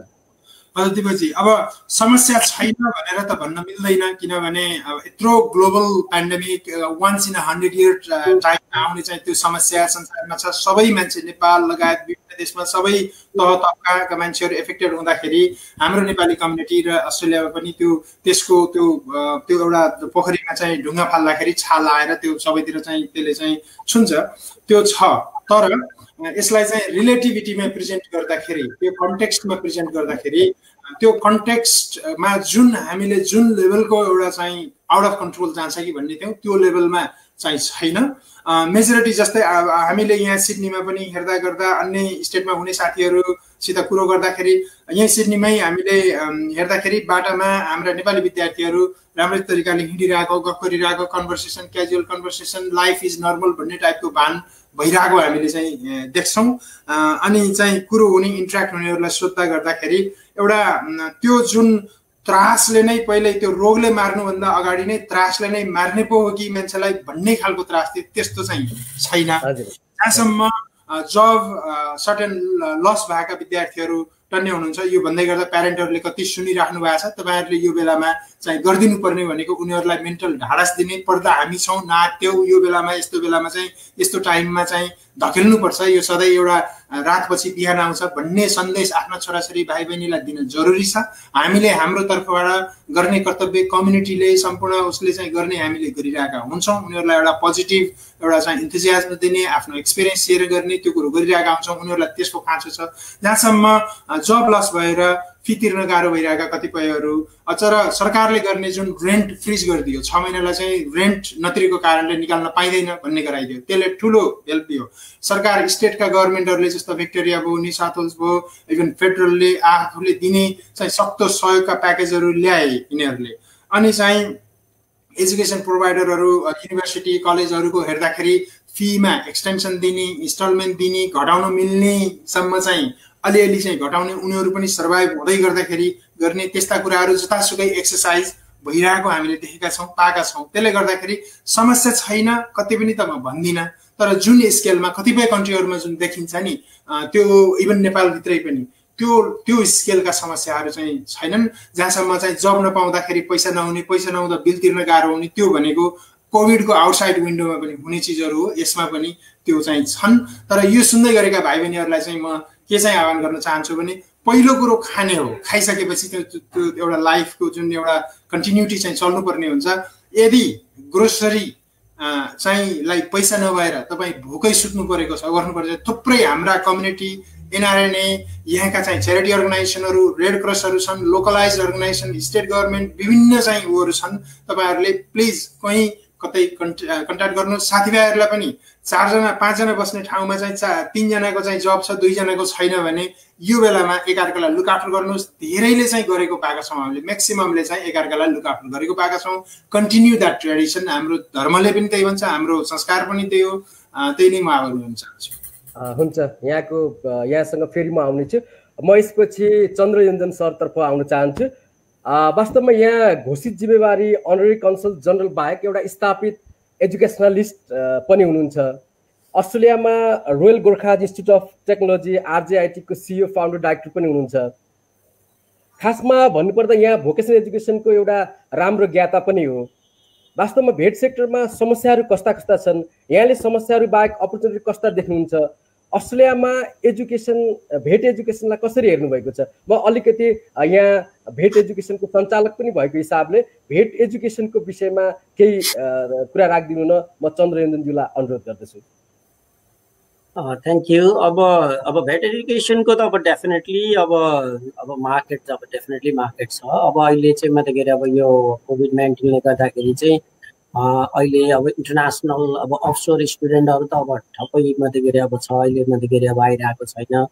अहिले जति पनि छ मात्रै के अरे अब अनसोर स्टुडेन्टहरू नै छ र मात्रै के अरे अब अहिले सबै कलेज इभन युनिभर्सिटिजहरू सबै मात्रै के अरे अब अनसोर स्टुडेन्टहरूमा नै मात्रै के अरे अहिले भर परिराखेका छ। तर मात्रै के अरे अब सबैजनाको अब आशा भनेको नै अब यो कोभिड-19 चाहिँ अब आउट भएपछि चाहिँ त्यसपछि चाहिँ मात्रै के अरे अब इन्टरनेसनल स्टुडेन्टहरू आउँछ र त्यही भरोसामा नै मात्रै के अरे अहिलेसम्म बसिरहेको हो। त्यसले गर्दाखेरि चाहिँ अब अहिले चाहिँ अब यो यहाँ गभर्मेन्टले चाहिँ बेसी यहाँको लोकल स्टुडेन्टहरूको लागि चाहिँ धेरै अपर्च्युनिटिजहरू धेरै खोलिरहेछ, विभिन्न प्याकेजहरू दिएर मात्रै के अरे सर्ट कोर्सेसहरू गर्नेदेखि लिएर मात्रै के अरे विभिन्न त्यो अप्सन्सहरू पनि दिइरहेछ। त्यसले गर्दाखेरि चाहिँ मात्रै के अरे अब धेरै युनिभर्सिटिजहरू टेफहरू मात्रै के अरे अब प्राइभेट कलेजेसहरू नै पनि कति चाहिँ मात्रै के अरे अब लोकल मार्केटमा अब अहिले गइरहेछ। तर मात्रै के अरे अब यो अब इन्टरनेसनल मार्केट त अब ह्युज मार्केट हो। त्यसले गर्दाखेरि चाहिँ मतलब अब अहिले स्लो डाउन हुने बित्तिकै सबैलाई नै अहिले एफेक्ट परेको छ। तर मात्रै के अरे अब हामी आशावादी छौँ। अब अघि मनोजीले दिपकजीले भनेको जस्तै अब हाम्रो गभर्मेन्ट यहाँको एकदमै प्रोएक्टिभली काम गरिरहेछ। अनि अब यो चाहिँ अब खालि अब यो कोभिडको विरुद्धमा लडाइँ गर्ने मात्रै होइन कि यहाँको चाहिँ मात्रै के अरे बिजनेसहरूलाई सपोर्टहरू गर्ने मात्रै के अरे अब यो जब किपरदेखि लिएर जब सिकरहरूदेखि लिएर विभिन्न मात्रै के अरे अब प्याकेजहरू लिएर आएर चाहिँ अब सपोर्ट गरिरहेको कारणले गर्दाखेरि अब यहाँको अब बिजनेस सर्भाइभल हुने चान्सेस चाहिँ एकदमै अब म्याक्सिमम छ। जहाँ चाहिँ मात्रै के अरे अब किनभने मात्रै के अरे अब लड अफ मेजोरिटी एक्सपेन्सेसहरू अर्गनाइजेसनको चाहिँ अब वेजेसमा नै जाने हो र मात्रै के अरे अब वेजेस चाहिँ गभर्मेन्टले सपोर्ट गरिरहेको कारणले गर्दाखेरि चाहिँ अब definitely is a positive vibe छ र मात्रै के अरे अब हामी अब अहिले चाहिँ वेट एन्ड सीकै अवस्थामा छौँ। मैले यहाँलाई इन्टरनेसनल एजुकेसनको विषयमा थप जोड्न चाहेँ। अहिले अस्ट्रेलियन गभर्मेन्टले अन्तर्राष्ट्रिय विद्यार्थीहरूलाई लिएर जाने विषयलाई पाइलट प्रोजेक्टको रूपमा बाहिर लिएर आएको छ। वास्तवमा यो पाइलट प्रोजेक्ट भनेको चाहिँ कस्तो र यसमा अस्ट्रेलियन स्किल क्वालिटी अथोरिटी एस्क्वाले यहाँको इन्स्टिट्युसनलाई कस्तो खालको जानकारी गराएको छ र गभर्मेन्टले र यहाँको इन्स्टिट्युसनले यस्ता विद्यार्थीहरूलाई लिएर जाने विषयलाई कस्ता खालका प्रिपरेसनहरू गर्ने भनेको छ, कस्ता खालका क्वारेन्टिनका व्यवस्थाहरू गर्ने भनेको छ, सेफ्टी मेजरहरू गर्ने भनेको छ र यो यस्ता खालका लिएर जाँदाखेरि क्वारेन्टिनको व्यवस्था र त्यसको कस्ट गभर्मेन्ट इन्स्टिट्युसन या विद्यार्थी स्वयं उसैले बेहोर्नु पर्ने कस्तो खालको कन्डिसन छ, यो विषयमा यहाँको जानकारीमा के छ? अब त्यो खासै मैले अब त्यो एरियातिर मैले एकदमै डिपली स्टडी गरेको छैन। अहिले मात्रै के अरे हाम्रो मनोजी दिपकजीलाई त्यो बारेमा केही अब थाहा छ भने उहाँले भन्नु होला। तर अब मेरो चाहिँ मात्रै के अरे अब अन्डरस्ट्यान्डिङमा चाहिँ अहिले गभर्मेन्टले त्यसरी चाहिँ मात्रै के अरे एकदमै किनभने still long way to go. अब यहाँको चाहिँ मात्रै के अरे अब अहिले एकदमै सेफ्टी भनेको चाहिँ अब यहाँको क्लोज टु उसमा न्युजिल्यान्ड हो। न्युजिल्यान्ड र मात्रै के अरे अब अस्ट्रेलियाको फ्लाइटलाई चाहिँ मात्रै के अरे अलिकति अब तीव्रता दिने, अब यहाँलाई चाहिँ अलिकति अब क्लोज कन्ट्याक्टमा गर्ने र इन्टरनेसनल फ्लाइट चाहिँ यतातिर खोल्ने भन्ने त्यो एउटा चाहिँ उसमा हो। तर अब इन्टरनेसनलको त अहिले कुनै त्यो एरियामा चाहिँ गभर्मेन्टले डिसिजन गर्नै सक्दैन। किन भन्दाखेरि अब जस्तो अब भनौँ न अब चाइनिज मार्केट, इन्डियन मार्केट, अब यो मात्रै के अरे अब विभिन्न मार्केटहरूमा जानको लागि त पहिला त अब त्यो एरिया उनीहरू नै पनि मात्रै के अरे सेफ्टी हुनु पर्यो। त्यसले गर्दाखेरि चाहिँ त्यो अब अहिले नै त्यसरी हामीले एकदमै भन्नु सक्दैन। अब यो भिक्टोरियामा अहिले चाहिँ अब अलिकति अब बढाएको छ, अरू स्टेटतिर कन्ट्रोल छ। अब यो चाहिँ मात्रै के अरे अब यो सबै कन्ट्रोल हुँदै गइसकेपछि अनि त्यसपछि यो पहिला चाहिँ अब यहाँ इन्टरनली नै मात्रै के अरे अब यो फिक्सअप गर्नु पर्यो, त्यसपछि चाहिँ एक्सटर्नलीको त्यो सिचुएसन हेरेर अनि त्यसपछि चाहिँ गभर्मेन्टले त त्यसरी नै मात्रै के अरे त्यो प्लानहरू बनाउने हो। त्यसले गर्दाखेरि चाहिँ मलाई लाग्दैन कि अब अहिले यति छिट्टै नै मात्रै के अरे गभर्मेन्टले त्यो खोलिहाल्छ त्यस्तो खालको मलाई लाग्दैन। मात्रै के अरे takes a bit of time at least मात्रै के अरे अब यो अब अगस्त सेप्टेम्बर पछाडि मात्रै अलिकति मात्रै के अरे यो अलिक साइनहरू चाहिँ मात्रै के अरे आउँछ कि जस्तो लाग्छ मलाई चाहिँ। हजुर, म फेरि पनि यहाँसँग आउनेछु र यही प्रसङ्गलाई मैले दिपक खड्काज्यूसँग राख्न चाहिँ वास्तवमा यहाँ भेट लगायत हायर एजुकेसनसँग पनि संलग्न हुनुहुन्छ। यसका लगायत टेस्काले पाइलट प्रोजेक्टको विषयमा केही कस्तो खालको जानकारी गराएको छ र अघि मैले भने जस्तै वास्तवमा त्यो इन्टरनेसनल स्टुडेन्ट्सहरू लिएर आउने विषयको प्रिपरेसन कस्तो हुँदैछ या तिनलाई चाहिँ क्वारेन्टाइन व्यवस्था गर्ने सवालमा चाहिँ कस्ता खालका इन्फर्मेसनहरू आएका छन् र यसका कस्टहरू चाहिँ कसले चाहिँ बियर गर्ने भन्ने खालको यसमा अलिकति हामीले चाहिँ बाहिर हेर्दाखेरि पाइलट प्रोजेक्ट आयो भन्ने मात्र हेऱ्यौँ, तर वास्तव यसको अन्तर्निहित चाहिँ अवस्था के हो यसको विषयमा अलिकति जानकारी गराइदिनु न। Thank you Deepak ji. एगेन त्यही चन्द्रजीलाई अघि धेरै कुराहरू चन्द्रजीले भनिसक्नुभयो। डेफिनेटली इन्टरनेसनल स्टुडेन्टहरूको अहिले अब इट इज अन्डरस्टुड धेरै मान्छेहरू वास्तवमा यो स्पेसल्ली चाइनिज स्टुडेन्टहरू यो ठ्याक्कै चाइनिज न्यू इयरको अगाडि पर्या हुनाले धेरै विद्यार्थीहरू चाहिँ त्यो छुट्टीमा गएका थिए। त्यसले गर्दाखेरि more than 100,000 student Chinese student लगायत मेजोरिटी चाइनिज स्टुडेन्ट लगायत धेरै इन्टरनेसनल स्टुडेन्टहरू जो बाहिर गएको बेलामा तुरुन्तै चाहिँ लकडाउन स्थितिमा भएको भएर धेरै आउन सकेका छैन। त्यसले गर्दाखेरि पनि युनिभर्सिटी कलेजेसहरूमा निकै दे आर सफरिङ। अब त्यहाँ कसरी गर्ने भन्ने कुराहरूमा चाहिँ गभर्मेन्टको लेभलमा पोलिसीमा उहाँले काम गरिराख्नु भएको छ। र रिसेन्टली सुनेको न्युज अनुसार चाहिँ क्यानबरामा 500 विद्यार्थीहरूलाई चाहिँ अहिले एउटा एज ए पाइलट प्रोजेक्ट तपाईँले भन्नुभयो जस्तै उहाँहरूलाई चाहिँ लिएर आउनु यो जुलाई, मलाई जहाँसम्म लाग्छ जुलाईको अन्तिममा, जस लाग्छ मजीलाई केही थाहा छ कि 500 विद्यार्थीहरू चाहिँ लिएर आउनु लागेको छ। त्यो चाहिँ एकदमै खालि एउटा टेस्ट गर्नको लागि त्यो it's not opening for all the things. दुईटा युनिभर्सिटी मलाई जहाँसम्म लाग्छ क्यानबरा युनिभर्सिटी र उसमा एएनयूको विद्यार्थीहरूलाई चाहिँ 500 विद्यार्थीहरू लिएर आउन गभर्मेन्टले अहिले पहल गरिरहेछ। र तपाईँले सोधेको अनुसार त्यसको कस्टहरू कसले बेहोर्ने, डेफिनेटली आउने कस्ट मेरो विचारमा विद्यार्थीहरूले बेहोर्छन् होला। यहाँ चाहिँ क्वारेन्टाइनमा बस्ने कस्ट चाहिँ अहिलेसम्मको त्यो एक्सपिरियन्समा गभर्मेन्टले चाहिँ कस्ट कभर गराएको छ। 14 दिन आएर बस्नुपर्ने हुन्छ, त्यसमा युनिभर्सिटीले सपोर्ट गर्न सक्छ। त्यो एउटा छ, that is a good news मेरो विचारमा। अहिले चाहिँ अब अनलेस अदरवाइज त्यो स्टुडेन्ट सेन्डिङ कन्ट्रीमा पनि अलिकति कन्ट्रोल भएको सिचुएसनमा त्यहाँको विद्यार्थीहरू लिएर आउन सक्छ। जस्तो अब मलाई जहाँसम्म लाग्छ यो पाइलट प्रोजेक्ट चाहिँ मेनली चाइनिज स्टुडेन्टहरू लिएर आउन लागेको हो कि जस्तो लाग्छ, किनभने चाइनामा पनि अहिले कन्टेन्ट छ र अस्ट्रेलियाको पार्टिकुलरली न्यू साउथ वेल्स र क्यानबरा लगायत यी ठाउँहरूमा चाहिँ कन्टेन्ट भएको हुनाले उनीहरूले त्यो एउटा स्टेटबाट एउटा पाइलट प्रोजेक्टको रूपमा 500 विद्यार्थी 550जना विद्यार्थीहरू कहिले लिएर आउने भनेर अहिले गभर्मेन्टले लागेको छ लेटेस्टली। तर अब हेर्नु सिचुएसन हामी सबैजनालाई थाहा छ, कसैले चाहिँ डेफिनेटली यो हुन्छ भनेर ग्यारेन्टी गर्न सक्ने स्थिति नै छैन, किनभने it is beyond the control of human beings. एकदमै इन्भिजिबल इनेमिजहरू कुनै बेलामा कहाँबाट कसरी आउँछ भन्ने कुरो थाहा नै नहुने परिस्थितिमा इभन एकदमै हाइली एक्लेम मेडिकल प्रोफेसनलहरूले पनि भन्न नसक्ने स्थितिमा हामी लेम्यानहरूले यसको बारेमा प्रिडिक्ट गर्नलाई इभन गभर्मेन्टले पनि इट इज भेरी डिफिकल्ट। तर अहिलेसम्म let's hope, let's keep your finger cross, त्यो 500 विद्यार्थीहरूले सफलतापूर्वक आएर चाहिँ उनीहरूले मेन्टेन गर्न सक्यो भने अरू आउनुहुन्छ होला। र अर्को कुरो विद्यार्थीहरू, मैले एउटा कुरा यही बेलामा मैले के यहाँलाई रिक्वेस्ट गर्न चाहेँ भने हाम्रो विद्यार्थीहरू विदेश यहाँबाट चाहिँ नेपालमा फर्किनु भएको छ, केही कुनै कारणवश फर्किनु भएको छ र उहाँहरू यहाँ फर्किन सक्नु भएको छैन, अहिले नेपालमै बस्नुपर्ने स्थिति छ, अथवा कुनै विद्यार्थी जसले चाहिँ सिओई लिएर बस्नु भएको छ, उहाँहरूलाई चाहिँ मेरो विचारमा हरेक युनिभर्सिटी कलेज प्रोभाइडरहरूले चाहिँ अनलाइन त्यो क्लासहरू चलाइरहेछ।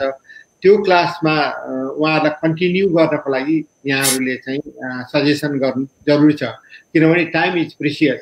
उहाँहरू एउटा यङ मान्छेहरूले मेरो विचारमा अहिले मैले मेरो एक्सपिरियन्समा अनलाइनमा जुन भनिरहेको छ त्यो खास अनलाइन भन्दा पनि एउटा भर्चुअल क्लासको रूपमा जुमबाट हुने क्लास भनेको it is not much big difference to एउटा क्लासरुमको मा हुने भन्दा त्यति धेरै फरक छैन। फेस टु फेस पनि हुन्छ र क्वेसन आन्सर चाहिँ फेस टु फेस सोध्न पाइन्छ। त्यसकारणले त्यति त्यो स्तरमा त्यो क्वालिटीमा त्यति फरक नपर्ला। त्यसकारणले उहाँहरूले त्यसलाई कन्टिन्यू गरिराख्नुभयो भने यता आउने बेलामा कमसेकम त्यहाँ घरमै बस्दा पनि आफ्नो क्वालिफिकेसनलाई चाहिँ मेन्टेन गर्न सक्नुहुन्छ र टाइमलाई चाहिँ त्यो युटिलाइजेसन अफ टाइम चाहिँ भेरी एसेन्सियल। त्यतातिर पनि अलिकति हाम्रो विद्यार्थीहरूलाई परामर्श त्यसतिर पनि सल्लाह दिनलाई म यहाँलाई अनुरोध गर्छु। It is very important. उहाँहरूले टाइम लस गर्ने भनेको ठुलो कुरो हो भविष्यमा। किनभने पार्टिकुलरली अहिले मैले भर्खर भने नि 1 लाखभन्दा बढ्ता विद्यार्थीहरू इन्टरनेसनल विद्यार्थीहरू यहाँ आउन पाउने स्थिति छैन भनेको मतलब कम्पिटिसन इज लेस। कतिजना विद्यार्थीहरू यहाँ पढ्न आउने विद्यार्थीहरूको उनीहरूको चान्सेसहरू चाहिँ बढी हुन्छ, अपर्च्युनिटी बढी हुन्छ रेसिडेन्सीकै लागि अप्लाई गर्दाखेरि पनि। If they are equipped certificate on their mind. यसैमा थप्न चाहे वास्तवमा यो अनलाइन क्लासको विषयमा मैले प्रश्न सोध्ने नै अवस्थामा थिएँ। वास्तवमा यो अनलाइन क्लासको विषयमा चाहिँ अलिकति गुनासाहरू पनि आएका छन्। यो फी स्ट्रक्चरहरू चाहिँ अलिकति नोमिनल नगरेको होइन, अनि त्यसपछि यसले चाहिँ भविष्यमा कस्ता खालका बेनिफिट हुनसक्छ भन्ने खालको पनि त्यस्तो खालको प्रिपरेसन नभएको र अझै यसमै खास गरेर यो अनलाइन स्टडिज स्टुडेन्ट्सहरूलाई चाहिँ अनलाइन चाहिँ पढाउँदै गर्दाखेरि केही इस्युहरू आउने, यसलाई अझै म गहिरिएर भन्दाखेरि कुनै एउटा इन्स्टिट्युसनले स्टुडेन्टलाई अनलाइन क्लासहरू गराइरहेको छ र कुनै कारणवश चाहिँ त्यो इन्स्टिट्युसन चाहिँ फाइनेन्सियल क्रन्चमा आयो र त्यस्तो अवस्थामा चाहिँ पढिसकेको विद्यार्थीको फीको रिफन्डको सवाल के हुनसक्छ र सँगसँगै यो टिपिएसले त पढिसकेका विद्यार्थीहरूको फीको एक खालको रिफन्ड नगर्ने भन्ने खालको पोलिसी छ जस्तो लाग्छ। यस अर्थमा चाहिँ त्यस्तो अवस्थामा कस्तो हुनसक्छ अनलाइन स्टुडेन्ट्सहरूको विषयमा? डेफिनेटली हेर्नुहोस्, दुईटा कुरा हुनसक्छ। एउटा चाहिँ अनलाइन भनेको इज नट भर्चुअल अनलाइन। अनलाइनको खालि उसमा वेबसाइटहरूमा पढाए जस्तो त्यो चाहिँ जुन अनलाइन ओपन युनिभर्सिटीहरू जस्तो छ त्यो तिनीहरूको छुट्टै कुरा भयो। तर अहिले यो बेलामा भएको अनलाइन भनेको जुममा फेस टु फेस जुन मेरै हायर एजुकेसनको कुरा गर्नुहुन्छ भने मैले चाहिँ सुनिरहेको छु। म चाहिँ अब डे टु डे म्यानेजमेन्टमा त इन्भल्भ छैन, तर एक्ज्याक्टली जुन क्लासरुममा हो त्यही क्लासको त्यति नै विद्यार्थीहरू र त्यही टिचर जुममा हुनुहुन्छ। हामीले we have not change the student number, class size पनि बढाएको पनि छैन र त्यही टिचरहरू हामी टिचरहरू प्रोफेसरहरू घटाएको पनि छैन। र अहिले जसरी तपाईँ हामीले कुरा गरिरहेछौँ त्यसरी नै क्वेसन एन्सर गर्न सकिन्छ। तर अब विद्यार्थीहरूले पनि के सोच्नु पर्यो भने यो अनलाइन हो, हामीले त्यति खोलेर बस्नु हुन्छ भनेर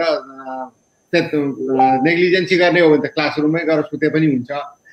त्यो द्याट इज डिफ्रेन्ट थिङ होइन भनेदेखि मेरो विचारमा त्यो क्वालिफिकेसनको क्वालिटीमा त्यति फरक पर्दैन जस्तो लाग्छ। र अर्को कुरो तपाईँले जुन यदि इन केस कुनै प्रोभाइडरहरू चाहिँ ब्याङ्क्रप्सीमा जानु पर्ने सिचुएसन भयो अथवा केही त्यस्तो परिस्थितिमा एक्ज्याक्टली जो मान्छेहरूले सिओई कन्फर्मेसन अफ इनरोलमेन्ट लिनुभएको छ त्यो भनेको they are already register in यो टिपिएस र इसोस एक्टमा उनीहरूले चाहिँ दे आर अलरेडी देयर। त्यसकारणले वेदर अनलाइनमा पढ्नुहोस् अथवा फिजिकल्ली आएर क्लासमा पढ्नुहोस् त्यो उसले चाहिँ उनीहरूले पाउनु पर्ने अथवा यदि कलेजहरू डिफल्टमा भयो ब्याङ्क्रप्सी भयो भनेदेखि उनीहरूले पाउनुपर्ने क्रेडिट पाउनुपर्ने रिफन्डमा कुनै फरक पर्छ जस्तो मलाई लाग्दैन। हजुर, म एकछिन चन्द्रयोञ्जन सरतर्फ आउन चाहे। उहाँको कार्यव्यस्तताको कारणले गर्दा म निस्किने समय भएको छ, 1 घन्टा जति करिब हामीसँग रहनुभयो। र उहाँले वास्तवमा पहिलेदेखि नै नेपाली विद्यार्थी, नेपाली समाज र नेपाली कमिटीहरूलाई चाहिँ माया गर्दै आउनुभएको कुरा आम अस्ट्रेलियासँग जानकार राख्ने सबैलाई हामीलाई राम्रोसँग अवगत नै छ। चन्द्र सर, जाँदा जाँदै यहाँले हाम्रो कार्यक्रम मार्फत यहाँले के भन्न चाहनुहुन्छ? यहाँको केही छ त्यस्तो विद्यार्थी, अभिभावक या शैक्षिक परामर्शदाता, यस्ता दाता व्यवसाय साथीहरू या समग्रतामा केही भन्न चाहनुहुन्छ? म्युट छ हजुरको।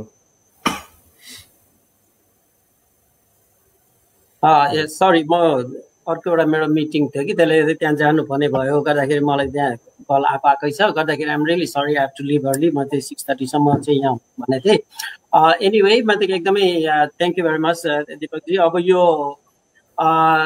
अब हाम्रो अहिलेको यहाँको मेन अब मेसेज र म त स्पेसली अब इक्यान र तपाईँहरूको तर्फबाट चाहिँ म त अब कन्ट्याक्टमा हुने साथीहरूलाई वी अल अन्डरस्ट्यान्ड अब अहिलेको चाहिँ म त अब यो डिफिकल्ट सिचुएसन र म त अब यहाँ हामी बसेर यहाँको जे जति म त अब समस्याहरू हुन्छ म त त्यसलाई डेफिनेटली अब हामीले सल्भ गर्ने नै छौँ अब अघि हाम्रो मनोजीले भने जस्तै म त अब त्यो समस्यै छैन भनेर त्यस्तो खालको चाहिँ डेफिनेटली होइन डेफिनेटली अब समस्या त भइहाल्छ अब त्यो म त अब 200,000 नेपालीज भएको ठाउँमा डेफिनेटली समस्याहरू डेफिनेटली छ तर म त अब एनआरएनदेखि लिएर विभिन्न अर्गनाइजेसनले विभिन्नले चाहिँ अब सहयोग गरिरहेछ कन्सुलेट एम्बेसी एकदमै एक्टिभली अहिले हाम्रो नेपाली मिडियाहरू एकदमै एक्टिभली लागेर चाहिँ यहाँ अब हेल्पहरू गरिरहेका छ तर त्योभन्दा पनि अब अरू कुनै त्यस्तो खालको समस्याहरू छ उहाँको चाहिँ अब प्यारेन्टहरूलाई चाहिँ म त अब केही चिन्ताहरू छ अनि उहाँहरूबाट चाहिँ म त अब हामीले यहाँ चाहिँ नानीहरूलाई चाहिँ केहीहरू हेरिदिनुपर्छ त्यस्तोहरू छ भने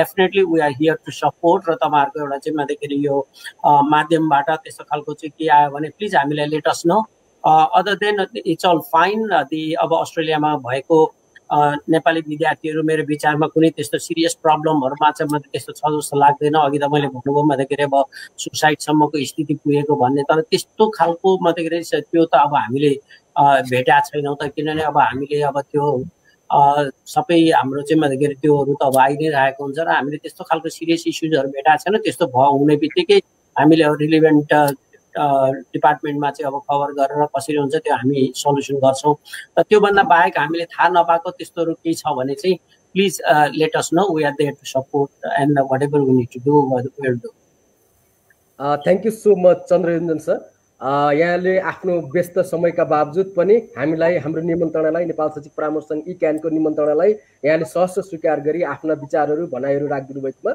म यहाँलाई पुनः विशेष धन्यवाद दिन्छु हस्त यहाँ म यसपछि मनकेसी सरतर्फ आउन चाहन्छु यो बिचमा 2वटा चार्टर फ्लाइटहरू सिडनी र मेलबर्नबाट नेपाल आएका छन् हजुर वास्तवमा अस्ट्रेलियामा नेपाल फर्कन चाहने सङ्ख्या एक्ज्याक्टमा कति छ र विद्यार्थीहरू त्यसमा पनि कति छन् नेपालीहरूलाई नेपाल पठाउनको निमित्त एम्बेसी अथवा कन्सुलेट अफिस एनआरएन का निर्वाह गर्यो र यो विषयमा जनगणनाहरू पनि सुनिएका छन् खास गरेर भाडादार $1650 अलिकति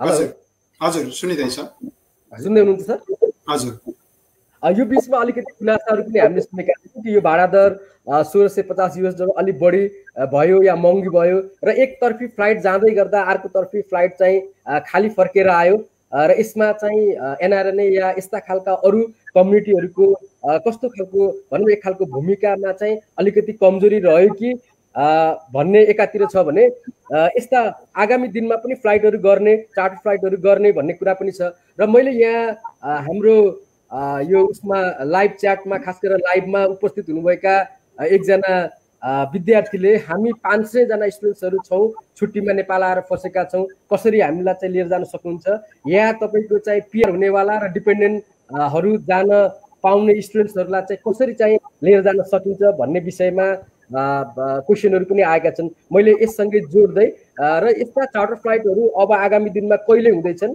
र कुन कुन ठाउँबाट हुँदैछन् यो विषयमा अलिकति जानकारी गराइदिनुहोस् न हस् दिपकजी जुन पास्टका चार्टर फ्लाइटहरूमा केही गुनासाहरू आयो भन्ने सवाल छ पहिलो 2टा चार्टर फ्लाइटहरू चाहिँ अस्ट्रेलियन एम्बेसी इन नेपालले चाहिँ अस्ट्रेलियन पर्मानेन्ट रेजिडेन्ट र सिटिजनलाई अस्ट्रेलियन गभर्मेन्टको पहल कदमीमा चाहिँ अस्ट्रेलिया फर्काउनलाई नेपालमा रहेकालाई अस्ट्रेलिया फर्काउनलाई गरिएका फ्लाइटहरू थिए त्यसमा हाम्रो अब त्यो फ्लाइट चार्टर उनीहरूले गरेको हुनाले उनीहरूका कन्स्ट्रेन्टहरू लिमिटेसनहरू सर्टेन पनि थिए एउटा कुरो त्यो हो अर्को त्यति बेला चाहिँ नेपाल सरकारले पनि जुन हामीले अघि एनआरएनए आइसिसीले के गरिरहेछ भन्ने क्रममा दैनिकै रूपमा एभ्री विक रूपमा हामीले बिजनेस केसेसहरू भन्नुको मतलब सोसाइटी मा यस्ता यस्ता समस्याहरू छन्, विभिन्न अस्ट्रेलिया मात्रै नभएर ग्लोबली विभिन्न देशमा यस्ता चाहिँ कारुणिक छन्, एउटा आफ्नै सिटिजनलाई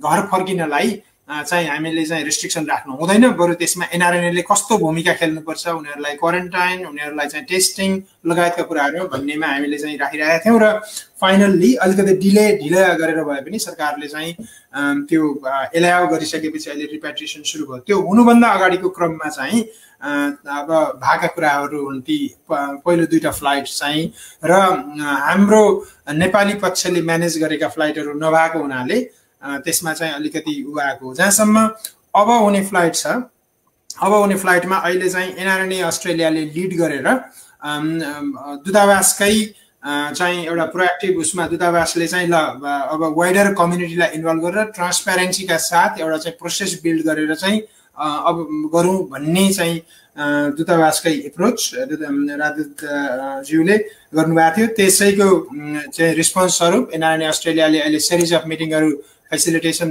गरिराख्नु भएको छ। वाइडर कम्युनिटीका साथीहरू, विभिन्न अर्गनाइजेसनका, मिडियाका साथीहरू, कन्सुलेट अफिसहरू, कन्सुल जनरलहरू सबै सहित रेगुलर मिटिङ आज पनि छ। हिजोकै मिटिङमा एउटा चाहिँ ठुलो डिस्कसन भएको थियो। यहाँले भन्नुभएको लाइनमा एउटा कस्ट भर्सेस भन्नेमा, जस्तै अब एमडा लगायतका हाम्रा हेल्थ प्रोफेसनल साथीहरू हुनुहुन्छ, उहाँहरूको आर्गुमेन्ट के रह्यो भने cost is a secondary option. उहाँहरूले गुड इन्टेन्सनले नै भन्नुभयो कस्ट इज सेकेन्डरी अप्सन। हामीले चाहिँ के चाहिँ गर्नु पर्यो भने अस्ट्रेलियाबाट जाने एकजनाले पनि नेपालमा कोरोना टेस्ट पोजिटिभ भयो भन्ने तुक ठाउँ कहीँ छाड्नु हुँदैन, यो कुरोमा हामी फुल्ली स्ट्यान्ड लिन्छौँ भन्ने उहाँहरूको त्यो सदाशयता सायद गरिएको कुरा थियो। यसै गरी एनआरएनए लगायत अन्य कम्युनिटीबाट चाहिँ जुन लिडरसिपमा भएर त्यसमा फेसिलिटेसन गरिराख्नुभएका साथीहरूको कुरो के थियो भने योभन्दा अगाडि कस्ट हाई भएर हामीले चाहिँ जानेले पनि जान पाएनौँ, हामीले एफोर्ड गर्न सकेनौँ, त्यति तिर्न सक्ने हैसियतमा हामी छैनौँ भन्ने खाले आएको हुनाले कस्टलाई चाहिँ लो राख्नुपर्छ, हामीले ब्यालेन्सिङ एक्टमा जानुपर्छ भन्ने थियो। सही एन्सर के हो भने ब्यालेन्सिङ एक्ट नै हो। अब क्वालिटी भर्सेस उसमा चाहिँ एउटा चाहिँ दुईटै कुरालाई एड्रेस गरेर र अहिलेको चाहिँ अब हिजो साँझ हामीले त्यो वाइडर मिटिङमा एग्री गरेको कुरा त्यो अनुरूप चाहिँ आज साथीहरूले सर्टेन कुरा फाइनलाइज गर्दै हुनुहुन्छ।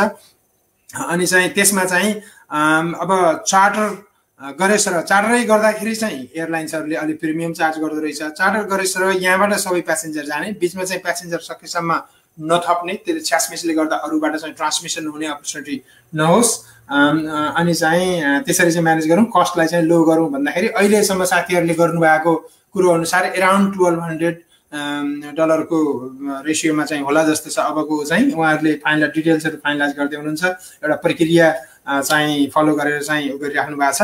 र अबको फ्लाइट भनेको सिडनीबाट हुनेवाला छ, एज सुन एज पोसिबल गरौँ भन्ने छ। त्यो इन्टेन्सनमा चाहिँ काम भइरहेछ अगाडि। जहाँसम्म नेपालमा रहेका ग्रुपहरू त्यो क्याटेगोरीमा थुप्रै विद्यार्थी भाइ बहिनीहरू, अन्य भिसा होल्ड गर्नेहरू, इभन वर्क भिसामा गएका छुट्टीमा जानेहरू लगायत नेपालमा अड्किनु भएको छ भन्ने कुरोमा हामी सचेत छौँ। यहाँको इभन त गभर्मेन्ट पनि सचेत छ।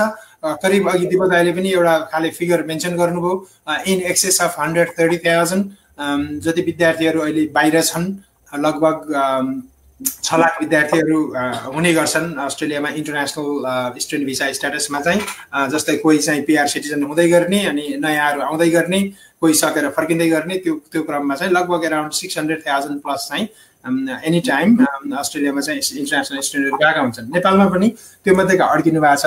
अब गभर्मेन्टको चाहिँ प्लान चाहिँ के छ भने अघि मेन्सन भए जस्तै एउटा पाइलटिङ गरेर प्रि एप्रुभड ग्रुपलाई प्रि एप्रुभड फ्लाइटबाट पाइलट एउटा टेस्टिङको रूपमा चाहिँ ल्याउने।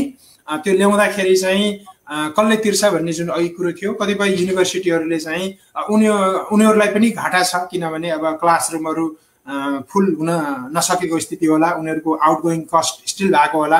अघि एउटा कुरो पनि आयो अनलाइनमा चिपर हुनुपर्ने होइन र भन्ने, तर हामीले बुझेको देखेको भोगेको अनुसार चाहिँ अनलाइनमा चिपर हुनुपर्ने हो जस्तो लाग्छ। सधैँभरि नै अनलाइन मात्रै हुने भए चिपर हुन्थ्यो, किनभने उनीहरूले ती ठुला बिल्डिङहरू, ठाउँहरू, भाडा एउटा चाहिँ ठुलो उल्लेख्य कस्टको सोर्स भनेको भाडा हो, त्यो तिर्नु पर्दैन। तर अहिलेको स्थिति भनेको कस्तो छ भने ती ठुला बिल्डिङ, क्लासरुमहरू भाडा उनीहरूले बुझाइ पनि रहेको स्थिति छ, खाली बसिरहेछन् तिनीहरू, र त्यसमा चाहिँ एक्स्ट्रा टेक्नोलोजी इम्प्लिमेन्ट गरेर अनलाइनमा पढाउनु पर्दा कमभन्दा पनि झन् एक्स्ट्रा लागिरहेको स्थिति हो। टेक्नोलोजी इम्प्लिमेन्टेसन, त्यसको मोनिटरिङ, त्यसको सम्पूर्ण चाहिँ क्वालिटी कन्ट्रोल गर्दाखेरि कम होइन कि अहिलेको यो टेम्पररी मेजर भएको हुनाले। तर अब फ्युचरमा अबदेखि सधैँ अनलाइन भन्ने हो भने चाहिँ डेफिनेटली त्यो सस्तो पर्छ, त्यो स्वाभाविक हो।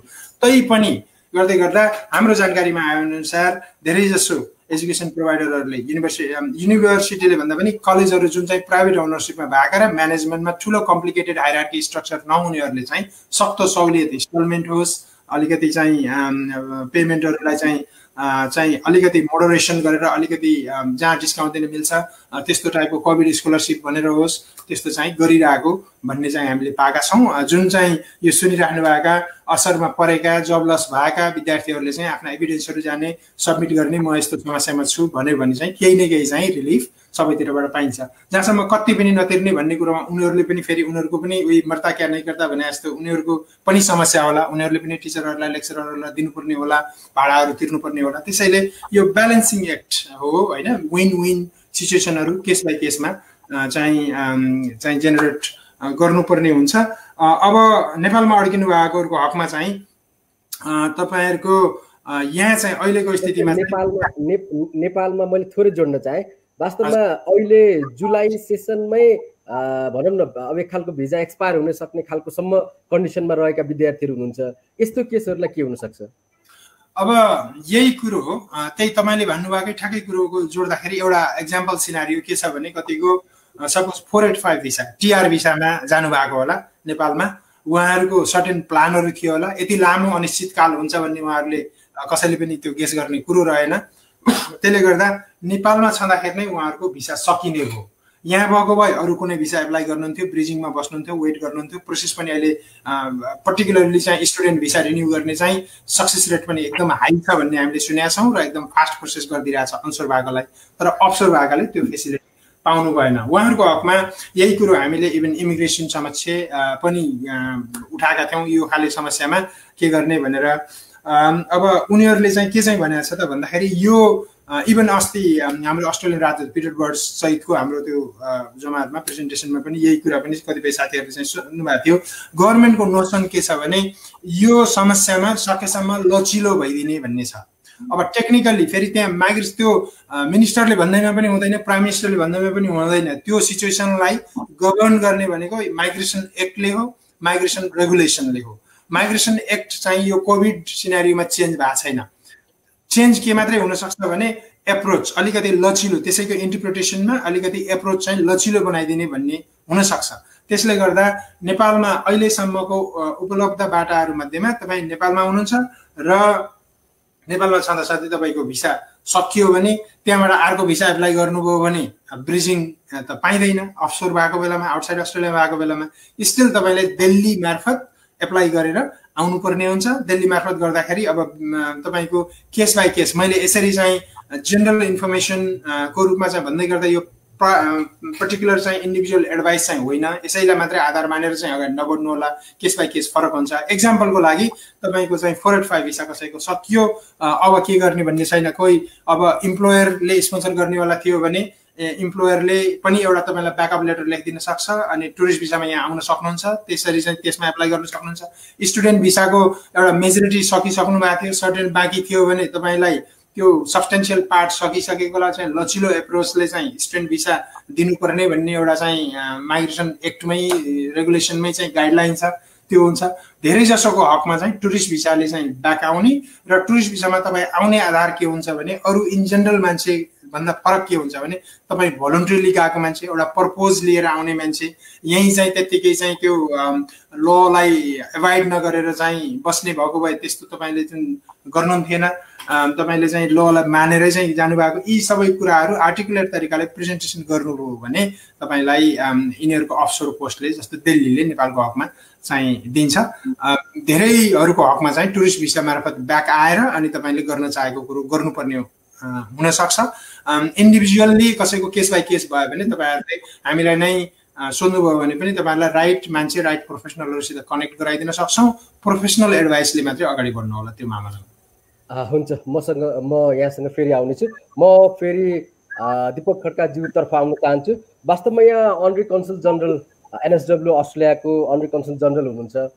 यहाँ अस्ट्रेलियन अथोरिटिजहरूसँग त्यहाँको नेसनल गभर्मेन्ट या स्टेट गभर्मेन्टहरूसँग कतिको इन टचमा या कन्ट्याक्टमा बसिरहनु भएको छ। अघि मनोज सरले भने जस्तै वास्तवमा अहिले नेपाली विद्यार्थीहरूलाई बढी परेको समस्या भनेको करिब करिब मलाई लाग्छ 1200 को हाराहारीमा त्यस्ता विद्यार्थीहरू नेपालमा छन् जसको भिजा एक्सपायर हुने अवस्थामा छ, कतिपयको भिजा डिसिजन भएको छैन, भिजा डिसिजन हुने अवस्थामा छ र यहाँ भनौँ न एक हिसाबले बोर्डरहरू बन्द छन्, इन्टरनेसनल फ्लाइटहरू बन्द भएको अवस्थामा छ।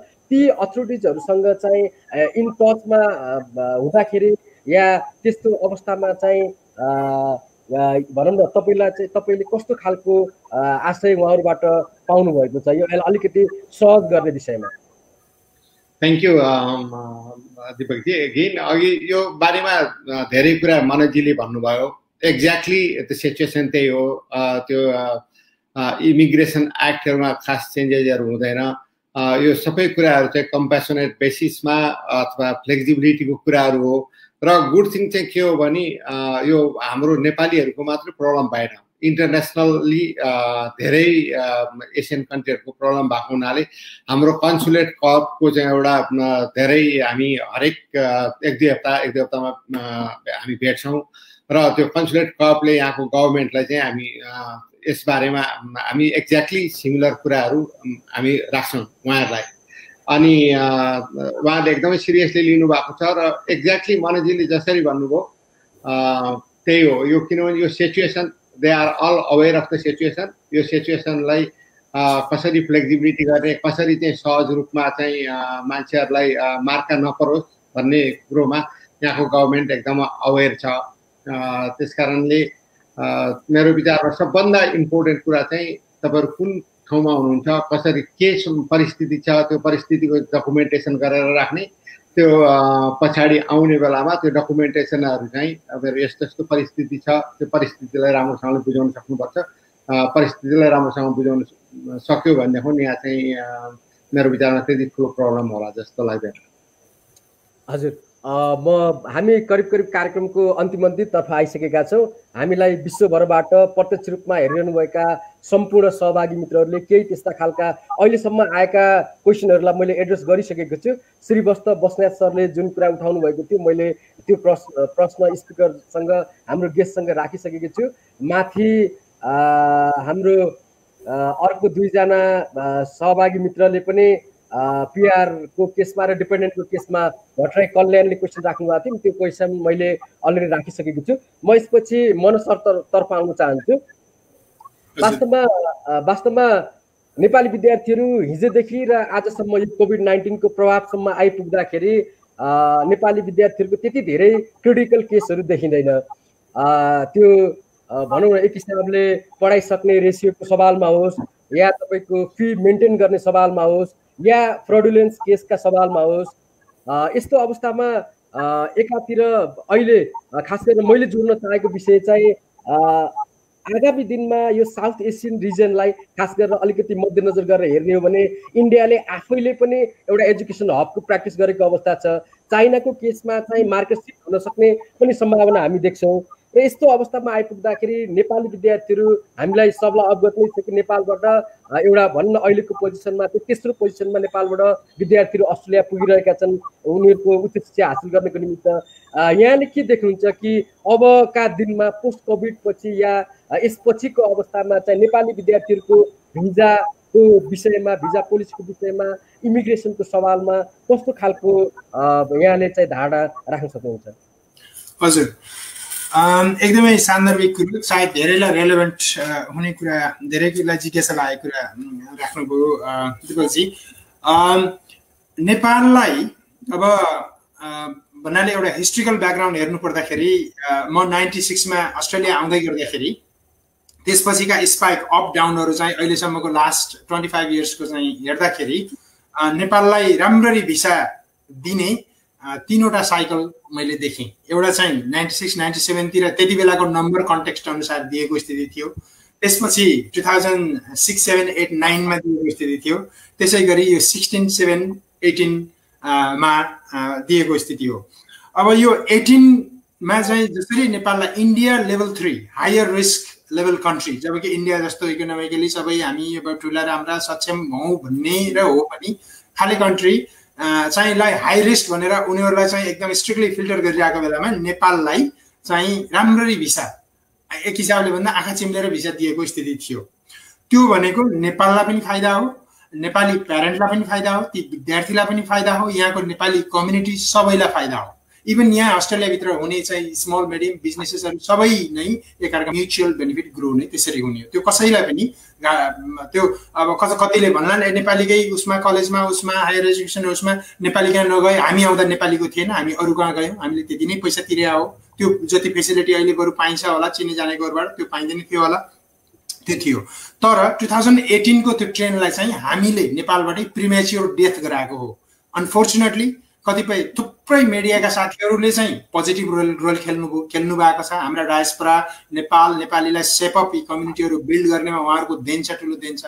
तर कहिलेकाहीँ चामलमा बिया हुन्छ भने जस्तै त्यस्ता बियाहरूले अलिकति चाहिँ रोल खेलेकै हो। त्यति बेला नहुने इस्युजहरूलाई अलिअलि भएका इस्युजहरूलाई एम्प्लिफाई गरेर माइकमा त्यो म्याग्निट्युड बढाएर प्रेजेन्ट गरेको स्थिति हो। अहिलेको यो सोसियल मिडियाको जमानामा हरेकका हातका मोबाइलमा चाहिँ त्यो एउटा हामी बच्चा छँदाखेरि टेलिभिजनले जे गर्न सक्थ्यो त्योभन्दा ठुलो पावरफुल भूमिका मोबाइलले खेल्ने जमानामा सदुपयोग गर्यो भने त्यसले चाहिँ त्यो सोसियल मिडियाले राम्रो काम गर्छ। त्यसको दुरुपयोग हुँदाखेरि यो चाहिँ दुरुपयोग हुनाले त्यो सडन डेथ भएको हो। किनभने काठमाडौँमा सर्टेन विद्यार्थीहरूलाई चाहिँ त्यो सर्टेन मिडिया ब्रोडकास्टहरू भइसकेपछि अस्ट्रेलियाको त्यो सिनारियोलाई चाहिँ अलि एम्प्लिफाई गरेर फरक तरिकाले प्रेजेन्ट गरिसकेपछि दिल्लीबाट इन्टरभ्यू लिनेहरूले अस्ट्रेलियामा त यस्तो भइरहेछ नेपाली विद्यार्थीहरूको त still are you aware of that, are you still willing to go that, त्यो त्यसरी चाहिँ अनि नेपाललाई अलिकति ब्रेक लगाइदिएको स्थिति हो। नत्र भने अझै धेरै विद्यार्थीहरू अस्ट्रेलियामा आउन सक्थे। जहाँसम्म अस्ट्रेलियामा आएर विद्यार्थीले दुःख पाए भन्ने छ, दुःख चाहिँ नेपालमै गाउँमा घरमा बजारमा जहाँ हुर्किँदा पनि त्यहाँ पनि दुःख पनि छ। त्यसलाई कसरी लिने भन्ने कुरा हो। विभिन्न संसारका विभिन्न देशमा जाँदा त्यहाँ आफ्ना आफ्नै स्टोरीहरू छ। तर जाने हामी नेपालीहरूलाई कि चाहिँ विदेशै जान नपर्ने बाध्यात्मक स्थिति नहुनु पर्यो। यदि जानै पर्ने हो भने जाने डेस्टिनेसन मध्येको वान अफ द टप लिस्टमा पर्ने अस्ट्रेलिया हो, त्यसमा कुनै शङ्का छैन। अहिलेकै यस्ता खाले सिनारियो, अहिलेकै यस्ता क्राइसिसमा पनि हामीले देख्न सक्छौँ। सरकारले हेर्ने नजर त्यो नेपालीलाई त्यसरी भिसा दिनुको आफै उनीहरूले बाई एक्सिडेन्ट दिएको होइन, अरू आउन खोज्ने मान्छे नभएर दिएको होइन। यहाँ आएका वर्षौँदेखि आएका बिल्ड भएका नेपाली कम्युनिटी, यहाँ आउने अगाडि आउनेहरूले गरेका पोजिटिभ योगदान, अस्ट्रेलियाको मेन स्ट्रिममा गरेका इकोनोमिक योगदान, उनीहरूले चाहिँ नचाहिने कुरो नगर्ने, हल्ला नगर्ने, नचाहिने नेगेटिभिटीमा नलाग्ने, आफ्नो काम गरेर खाने, त्यस्तो खालको एउटा इकोनोमीमा पोजिटिभ कन्ट्रिब्युसन गरेको देखेर नेपाली कम्युनिटी भनेको राम्रै हुँदो रहेछ, यिनीहरू मान्छे ल्याउनु पर्ने मान्छे रहेछन् भन्ने सोचेर उनीहरूले हामीलाई भिसा दिएको हो। र बिचमा अलिकति त्यो दाँतमा ढुङ्गा लागे जस्तो भए पनि अबको स्थितिमा तपाईँले चाहिँ के अरे सोधेकोमा मैले जोड्न चाहेँ, दिन्छ सर्टेन टाइम। किनभने अहिले यिनीहरूको थुप्रै चाहिँ खर्च भएको छ यो क्राइसिसलाई म्यानेज गर्ने क्रममा, इफेक्टिभली म्यानेज गर्दाखेरि पनि। अनि एजुकेसन भनेको कि थर्ड लार्जेस्ट रेभेन्यू स्ट्रिम, आम्दानीको स्रोत हो। यिनीहरूको एजुकेसन, टेक्नोलोजी एक्सपोर्ट यिनीहरूको चाहिँ मेन स्ट्रिम एजेन्डा नै हो। त्यसले गर्दाखेरि त्यो रेगुलर चाहिँ आइराख्ने स्ट्रिमलाई यिनीहरूले चाहिँ ब्लक गर्ने, किनभने चाइनासित अलिकति अब त्यो एउटा इगोइस्टिक उसमा गइरहेछ। चाइनाले यहाँको 30% जिडिपीलाई चाइनाले मेन्टेन गर्थ्यो, त्यो रिकभर हुनलाई अलिकति 2-3 वर्ष लाग्नेवाला छ। आउँछन् चाइनाबाट, हामीले पठाउनु भने पनि आउँछन् नै। त्यहाँ जनताले सबै सरकारले जाऊ भन्दा जानेर नजाने पनि होइन। त्यसैले नेपालले चाहिँ पाउँछ। अब 16-17 भए जस्तो एकदम आँखा चिम्लेर तुरुन्तै त्यसरी पनि होइन, तर चाहिँ जुन छानेर एउटा चाहिँ जिटी जुन छ होइन, हामी सबैले प्रयोग गर्ने जेन्युन इन्टेन्सन टु स्टडी, खल्तीमा अलिअलि पैसा पनि छ, ट्युसन फी तिर्न पनि सक्छ। जाँदाखेरि मिनिमम 1 वर्षको आफ्नो खर्चको जोहो गरेर आउन नसक्नेलाई हामीले अहिले पनि नआउनुहोस् भन्दै भन्छौँ। त्यो गर्नै पर्छ। त्यो भनेको लगानी हो, त्यो खर्च होइन। फ्युचरमा केही रिटर्न ल्याउनलाई त लगानी त गर्नु पर्यो नि, नत्र यहाँ दुःख पाइन्छ। कम्युनिटीले त्यसको भार बेहोर्नु पर्ने हुन्छ, कम्युनिटीले गर्न नसक्ला, अनि त्यसपछि कम्युनिटीलाई गाली गरेर मात्रै भएन। त्यसैले 1 वर्षको खर्च, 1 वर्षको फी तिरेर 1 वर्षको चाहिँ आफ्नो चाहिँ बस्ने खाने जोहो गरेर आउन सक्नेहरू जति पनि आउँदा हुन्छ। जहाँसम्म यही कुरोमा जोड्दै गर्दाखेरि जुन एनओसी नो अब्जेक्सन लेटर मार्फत हाम्रो शिक्षा मन्त्रालयले नेपालमा विदेशको मैले अलिकति यहाँ जोडे जसरी हजुरले चाहिँ पोजिटिभली नेपाली विद्यार्थीहरूको विषयमा कुरा राखिराख्नु भएको छ, त्यहाँ स्वयं अस्ट्रेलियामा यहाँ हुनुहुन्छ, त्यहाँको परिवेशको विषयमा भनिरहनु भएको छ र यसरी हेर्दाखेरि नेपाली विद्यार्थीहरूले उच्च शिक्षा हासिल गरिसकेपछि ह्युमन रिसोर्स डेभलपमेन्ट र सँगसँगै तपाईँको चाहिँ रेमिटेन्समा पनि कन्ट्रिब्युसन गरेको कुरा यो स्वतः छर्लङ्ग छ। तर मैले यहाँलाई हजुरले भन्नुभन्दा अगाडि जोड्न के चाहेँ भने यहाँ एनआरएनए आइसिसीको भाइस प्रेसिडेन्ट भएको नाताले पनि अस्ट्रेलिया लगायत नेपालको र अलिकति विश्व राजनीतिको विषयमा पनि यहाँले अलि नजिकबाट हेर्नुभएको छ। वास्तवमा नेपालबाट हेर्दाखेरि नेपालका उच्च राजनीतिक तहबाट चाहिँ विदेश अध्ययन गर्न जाने विषयलाई त्यति पोजिटिभली हेरेको देखिँदैन र सँगसँगै यो त्यसैको स्वरूपमा ब्याकग्राउन्डमा चाहिँ एनओसीको विषय, यस्ता इन्टरनेसनल फ्लाइटको विषय, यी विषयहरू पनि ब्याकग्राउन्डमा बसेका छन्। यसलाई चाहिँ हाम्रो खास गरेर यो क्षेत्रसँग सम्बन्धित भएका स्टेक होल्डर भएको कारणले गर्दा यहाँहरू जस्तो इन्टरनेसनली एउटा सिनारियोमा काम गरिरहेका व्यक्तित्वले चाहिँ यी विषयहरूमा चाहिँ एडभोकेसी गर्ने र अलिकति नेपाल सरकार र त्यसमा पनि खास गरी शिक्षा मन्त्रालय, परराष्ट्र मन्त्रालयलाई अलिकति सहजीकरण र समन्वय गर्ने विषयमा यहाँहरूले अलिकति पहल कदमी गरिदिनुहुन्छ कि यो विषयमा अलिकति धारणा राख्नु। एकदमै सान्दर्भिक कुरा उठाउनुभयो दिपकजी। अवश्य पनि यही यो प्रोग्राम यो फोरम मार्फत पनि सुनिराख्नु भएका कतिपय स्टेक होल्डरहरू, प्यारेन्टहरू आफै पनि तपाईँहरू चाहिँ गभर्मेन्टका विभिन्न निकायहरूमा, इभन कतिपय चाहिँ तपाईँले पोलिसी मेकरहरूमा पनि हुनुहुन्छ। म चाहिँ के भन्न चाहन्छु भने अस्ट्रेलियामा लगभग 155 भन्दा बढी देशका विद्यार्थीहरू अहिलेकै स्थितिमा ती 6 लाख मध्येमा छन् एभ्री इयर। यिनीहरूले चाहिँ तिनीहरूलाई डिस्करेज होइन इन्करेज गर्छ कसरी चाहिँ विदेशी विद्यार्थी तान्ने भन्ने रूपमा चाहिँ गर्छ, किनभने तिनीहरू आएर यहाँको कुरो पढ्दा यहाँको कल्चर, यहाँको चाहिँ रहनसहन, यहाँको सोसाइटी, यहाँको ट्रेड सबै कुरालाई इनहेरिट गरेर आफ्नो देशमा फर्किँदाखेरि अस्ट्रेलियामय भएर फर्किने हो, त्यसले यहीँलाई हुने हो। कुनै दिन फ्युचरमा हामीले पनि आशा राखौँ, हामीले पनि त्यो बकेट लिस्टमा राखौँ, नेपाललाई पनि हामीले त्यसरी बिल्ड गरौँ। इनफ्याक्ट एनआरएनएमा एउटा knowledge skill and technology transfer department भन्ने छ, त्यसमा म आफू पनि छु, लगायत थुप्रै साथीहरू संसारभरिबाट हुनुहुन्छ।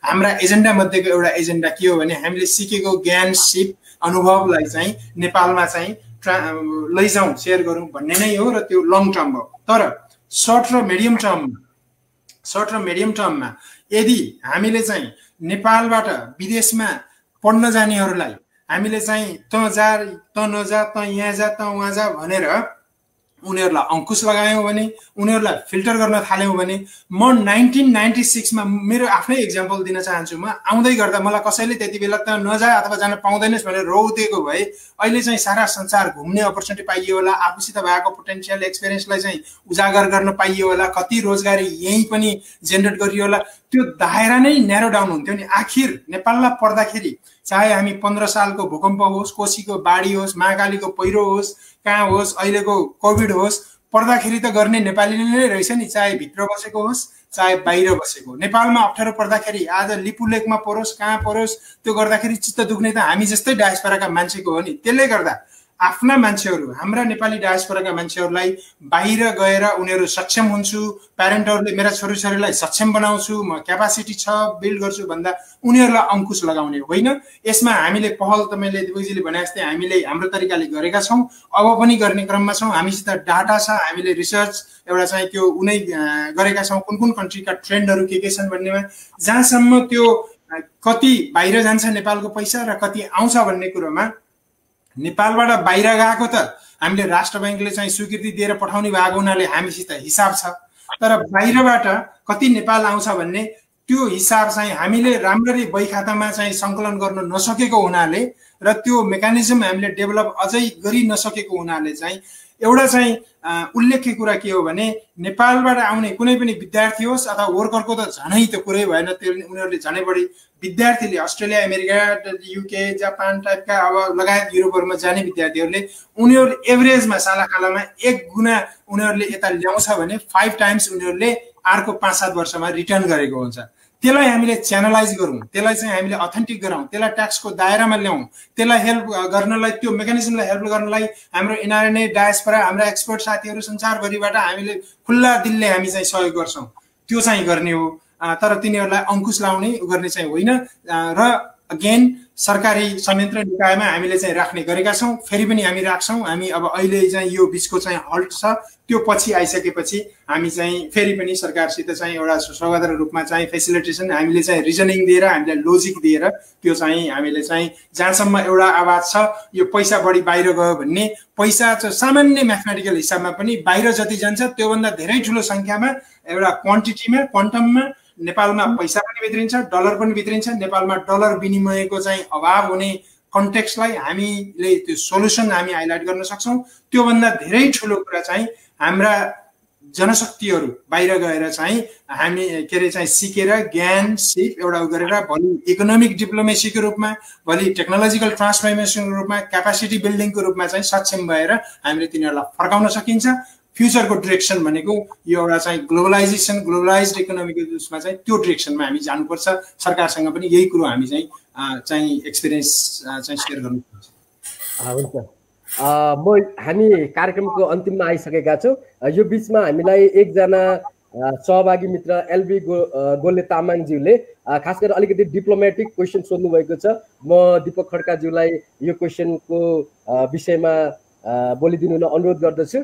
उहाँले भन्नुभएको छ वास्तवमा नेपालमा जुन भिजा लाएर बसेका विद्यार्थीहरू छन् ती विद्यार्थीहरूलाई चाहिँ गभर्मेन्टलाई चाहिँ डिप्लोमेसी युज गरेर अस्ट्रेलियालाई चाहिँ लर्न टु लिभ विथ कोभिड-19 भन्ने खालको डिप्लोमेसी युज गरेर ती विद्यार्थीहरूलाई लिएर जान सकिँदैन भनेर क्वेसन सोध्नु भएको छ। म दीपक खड्काज्यूलाई यसको अलिकति एन्सर दिनु अनुरोध गर्दछु। Thank you Deepakji. अगेन अघि पनि मैले भने अहिले चाहिँ अस्ट्रेलियन गभर्मेन्टले एउटा चाहिँ पाइलट प्रोजेक्टको रूपमा करिब 500 विद्यार्थीहरू लिएर आउँदैछ। त्यो कार्यक्रम सफल भयो भने डेफिनेटली अरू देशबाट पनि बिस्तारै लिएर आउँछ र त्यसकोलाई डिटर्मिन गर्ने फ्याक्टर चाहिँ के हो भने नेपालमा we really hope, sincerely hope यो कोभिडको प्रकोप अलिक कम्ती होस्, किनभने त्यो धेरै सङ्क्रमण भयो भनेदेखि त्यो देशको नागरिकहरू आफ्नो देशमा लिएर आउनलाई कुनै पनि राष्ट्रले पहल गर्दैन। त्यसकारणले परिस्थिति को हामीले हेर्नुपर्ने हुन्छ। यो कसैको कन्ट्रोल, कसैको बसको कुरो भएन। तर हामी सबैजनाले, डिप्लोमेसीको मात्रै कुरो भएन, यहाँ सबैजना हामी कम्युनिटी हरेक विद्यार्थी हामी इभन प्रोभाइडर पनि भएको हुनाले हाम्रो पनि इन्ट्रेस्ट हो हाम्रो विद्यार्थीहरू उनीहरूले चाहिँ भिसा पाएर बसिराख्नु भएको छ। उहाँहरू जतिसक्दो चाँडो लिएर आउनु पायो भने उहाँहरूलाई चाहिँ पनि सिक्नुहुन्छ चाँडो भन्ने कुरो सबैजनालाई वी आर भेरी वरिड। तर जो मान्छे भिसा लागेर बस्नु भएको छ, जो मान्छे मैले अघि पनि भने नि सिओई लिएर बस्नु भएको छ, उहाँहरूलाई कतिवटा प्रोभाइडरहरूले अनलाइन पनि कोर्स डेलिभर गरिरहेछ। त्यसकारणले ती बस्दाखेरि पनि त्यो कोर्सलाई चाहिँ मेरो विचारमा लिनुहोस्, तपाईँको टाइमलाई युटिलाइज गर्नुहोस्। त्यहाँ बसेर नेपालमै बसेर तपाईँले कमसेकम 6 महिना पढेर 1 सेमेस्टर सिध्याउनु भयो भने तपाईँको 1 सेमेस्टर यहाँ आएर चाहिँ सस्तो पर्छ। नेपालमा बस्दाखेरि कमसेकम at least accommodation cost, transportation cost पनि त सेभिङ हुन्छ। त्यसकारणले टाइम पनि सेभिङ भयो। त्यतातिर चाहिँ हामी ध्यान दिउँ, किनभने यो परिस्थिति भोलि कोभिडको सङ्क्रमण बढ्दै गयो भने यहाँ चाहिँ गभर्मेन्टले बाहिरबाट मान्छे पनि लिएर आउँदैन र हामीले सेन्डिङ कन्ट्री जस्तो लाइक नेपालमै पनि बढ्यो भने यहाँ लिएर आउने तुरुन्तै लिएर आउने सम्भावना पनि कम्ती हुन्छ। तर ह्याभिङ सेड द्याट गभर्मेन्टले बिस्तारै कसरी लिएर आउँदाखेरि 500 विद्यार्थी लिएर आउँदाखेरि त्यसको इम्प्याक्ट के हुन्छ, त्यो विद्यार्थीहरू कतिको डिसिप्लिन हुन्छन्, उनीहरूले चाहिँ सोसियल डिस्टेन्सिङ मेन्टेन गरेदेखि हाइजिनमा मेन्टेन गर्ने एउटा कम्युनिटीलाई कति अवेर छन्, ती कुराहरू सबै कुराहरू त्यसले डिटर्मिन गर्छ। त्यसकारणले मलाई जहाँसम्म लाग्छ अस्ट्रेलिया, अघि मनोजीले पनि भन्नुभयो, अस्ट्रेलिया चाहिँ definitely education third largest revenue generating industry हो अस्ट्रेलियाको। त्यसले गर्दाखेरि अस्ट्रेलिया पनि धेरै चिन्तित छ इन्टरनेसनल विद्यार्थीहरूलाई कसरी चाँडो लिएर आउने, कसरी चाहिँ जो इकोनोमीलाई सस्टेन गर्ने, कसरी भन्ने कुरामा गभर्मेन्ट अल्सो भेरी भेरी अवेर। अनि हामीले त डेफिनेटली हाम्रो तर्फबाट धेरै कुराहरू गरिरहेको छौँ। मैले अघि पनि भने हामीले हाम्रो चाहिँ हरेक कन्सुलेट कर्पको हरेक 2 हप्ता 3 हप्तामा मिटिङ भइरहेको छ, किनभने सबैजना we have same goal, same problem, same issue. त्यसले गर्दाखेरि हामी कलेक्टिभ भोइस पनि गइरहेको छ। त्यो कलेक्टिभ भोइस भनेको इज भेरी इम्पोर्टेन्ट कुरा हो र गभर्मेन्ट चाहिँ एकदमै very aware of this situation. मेरो विचारमा तपाईँहरू अब वी प्रे फर, हामी कलेक्टिभली हामीले भगवान बुद्ध हुएभर क्यान कन्ट्रोल साँच्चीकै पेन्डेमिक सिचुएसनको हामीले चाहिँ प्रे गरौँ सकभर चाँडो चाहिँ यो सिचुएसनको समाधान होस् अनि हामी सबैजना डेफिनेटली आफ्नो आफ्नो गन्तव्यमा जानलाई सजिलो हुन्छ। हजुर धन्यवाद हजुर। मलाई लाग्छ हामीसँग लाइभ कमेन्टमा आएका सम्पूर्ण क्वेसनहरूको हामी एड्रेस गरिसकेका छौँ। यो बिचमै मैले त्यसलाई जोडेर यहाँहरूलाई क्वेसन राखेको थिएँ। हामी आज कार्यक्रमको अन्त्यतिर आइपुगेका छौँ र हाम्रो निर्धारित समय पनि करिब 1.5 घन्टा सकिसकेको छ र मलाई लाग्छ आजको यस कार्यक्रममा हाम्रा सम्पूर्ण सहभागी इटालियन मित्रहरू र हाम्रा आज उपस्थित स्पिकरज्यूबाट जे विचारहरू व्यक्त भएका छन्, पक्कै पनि यहाँहरूले थप सूचनाहरू प्रदान गर्नुभयो, जानकारीमूलक रह्यो भन्ने म विश्वास दिएको छु।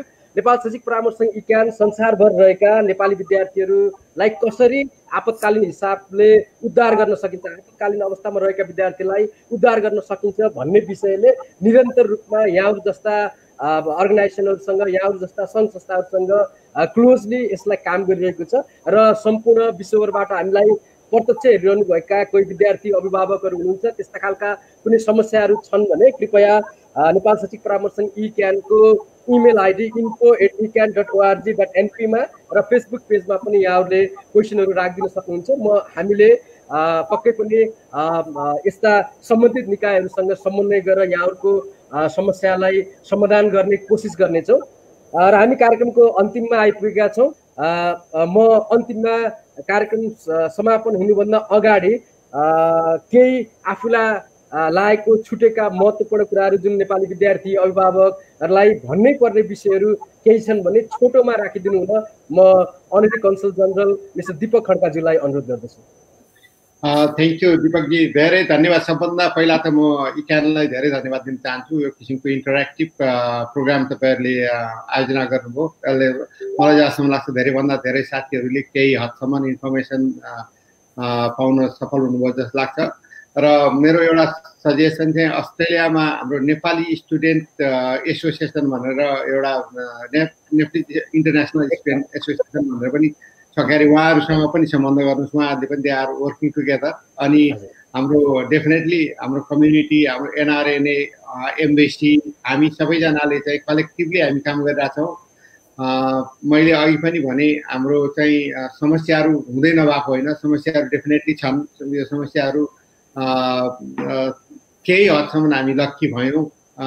धेरै मान्छेहरूले चाहिँ त्यो समस्यामा गुज्रिनुपर्ने स्थितिबाट पनि अलिकति अगाडि बस्न सक्यौँ। तर त्यस्तो किसिमको केही समस्याहरू छ भनेदेखि नहिचकिचाउनुहोस्। तर यसलाई समस्या भयो भन्दैमा समस्यासँग डराउने होइन, समस्यालाई हामीले कलेक्टिभली समाधान गर्न सक्छौँ। You must reach out. यहाँ थुप्रो सङ्घ संस्थाहरू छ, इभन नेपाली मात्रै नभएर अस्ट्रेलियन अर्गनाइजेसनहरू जसले चाहिँ रेड क्रसहरू छ, बियोन्ड द ब्लूहरू छ, मेन्टल हेल्थ भयो भने हाम्रै नेपाली आफ्नै राष्ट्रिय भाषामा बोल्ने हाम्रो डक्टरहरू हुनुहुन्छ। सबैजनाहरूसँग सम्बन्ध राख्न, सम्पर्क राखेर सम्पर्कमा बस्नुहोस्। We are together with you. वास्तवमा त हामी विदेशमा बसेर हामी एउटा ठुलो परिवार हो, त्यस कारणले कहिलेकाहीँ मिसअन्डरस्ट्यान्डिङ भए पनि काहीँ कसैले त्यो कम्युनिकेसनको कारणले मिसअन्डरस्ट्यान्डिङ पनि हुनसक्छ। तर मुख्य कुरो you have to be strong, you have to communicate, we are together with you.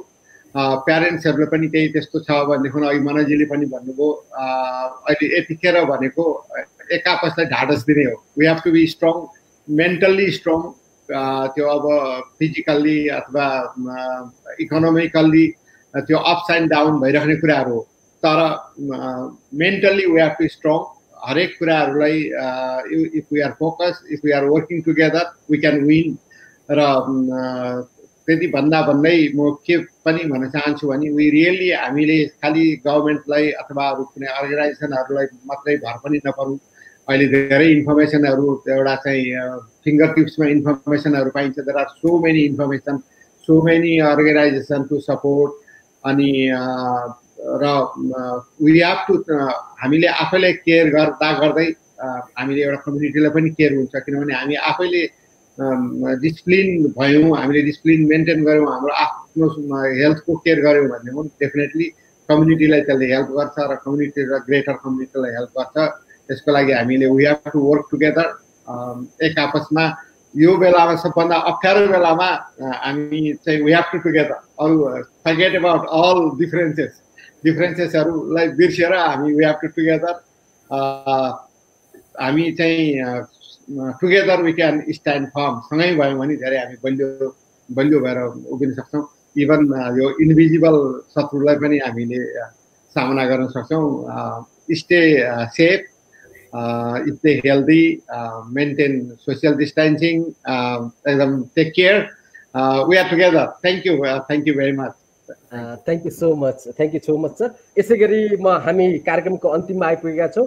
म INRNA ICC vice president mister Manay केसीज्यूलाई छुटेका केही कुराहरू छन् भने छोटोमा राखिदिनु न हार्दिक अनुरोध गर्दछु। धन्यवाद दिपकजी। सर्वप्रथम त यो इक्यान लिडरसिपले यस्तो सान्दर्भिक कुरा चाहिँ एउटामा सुसूचित गर्ने गरी यो राम्रो प्रोग्राम गर्नुभयो, यसको लागि धन्यवाद। धेरै जसो भनेकै सूचनाको प्रवाहले नै यो आपतको बेलामा चाहिँ एकअर्कालाई एस्युरेन्स दिने, ढाडस दिने कुरा हो। यो जुन सुनिराख्नु भएका जुन विद्यार्थी भाइ बहिनीहरू अस्ट्रेलियामै हुनुहुन्छ, विश्वका अन्य देशहरूमा हुनुहुन्छ, नेपालमा चाहिँ जुन फ्युचरमा चाहिँ म जान्छु विदेशतिर भन्ने सोच्ने विद्यार्थीहरू हुनुहुन्छ, प्यारेन्टहरू हुनुहुन्छ। यस्ता खाले समस्या भनेको लाइफमा आउँछ भनेर एउटा एन्टिसिपेट गर्नुपर्छ र प्रिपरेसन र मेन्टली त्यसरी नै स्ट्रङ हुनुपर्छ। अहिलेको यो भाइरसले गर्ने हानि भन्दा ठुलो हानि विश्वभरि चाहिँ यो मेन्टल हेल्थले, जुन चाहिँ मानसिक तनावले, मानसिक एउटा चाहिँ रोगले आक्रान्त पार्छ कि भनेर सरकारदेखि लिएर सम्पूर्ण चाहिँ एउटा वर्ल्ड कम्युनिटी डराइरहेको स्थिति हो। त्यसैले हाम्रा विद्यार्थीहरू यहाँ होस् अथवा नेपालमा होस्, त्यसमा एकदमै सजग रहनु होला, एकअर्कालाई चाहिँ ढाडस हौसला दिनु होला। पर्टिकुलरली चाहिँ म आज भोकै सुत्नु पर्यो भन्ने चाहिँ नहोस्, एक्लै अर्कालाई एउटा ह्युम्यानिटीको प्रकाष्ठा देखाउने बेला यही हो। र पछि अर्को साइडमा यो जुन प्रब्लम त कुनै दिन त जान्छ, 2-4 महिनाको कुरा हो, लामो जाला, 1 वर्ष जाला, तर यो सधैँ रहँदैन। त्यति बेला तपाईँले त्यो दिन सम्झिनुभयो भने कोभिड जस्तो समस्याबाट त मैले पार गरेर आएँ भने अरू त के हो र भन्ने दिन पनि आउँछ। त्यो चाहिँ सोचेर अहिले चाहिँ मुभ अन हुनुपर्छ। बिजनेस गर्नेहरूले अथवा चाहिँ आफ्नो चाहिँ रोजीरोटी गर्नेहरूले, विद्यार्थीहरूले, सबैले, प्यारेन्ट्सहरूले छोराछोरीलाई हौसला दिने। यस्तो आउँछ, हाम्रो पालामा पनि यस्ता चिजहरू चाहिँ हुन्थे, अहिले पनि तिमीहरू चाहिँ नाग्थ्यौ, तिमीहरूबाट अहिले तुरुन्तै कमाएर केही पठाइहाल्छौ भन्ने हामीले आशा गरेका छैन। आफूलाई चाहिँ पर्यो भने सक्दो हामीले दुःख सुख दिउँला भन्ने टाइपको ढाडस दिनुहोस्। सरकारी निकायबाट त्यो हामीले पहिला पनि त्यो आवाज पुर्याएको हो। अहिले चाहिँ जुन $500 बराबर चाहिँ बाबुआमाले चाहिँ छोराछोरीलाई पठाइदिन पाइने भन्ने छ, त्यो थ्रेसहोल्डलाई बढाइदिनुहोस् प्लिज। अहिले यस्तो बेलामा जति चाहिँ प्र्याक्टिकल हुन्छ त्यो चाहिँ बढाइदिनुहोस्। त्यो डलर विनिमयको लागि हाम्रो यत्रो वर्ल्डभरिको डायस्पोराले ठुलो हाम्रो सहयोग लिनुहोस्।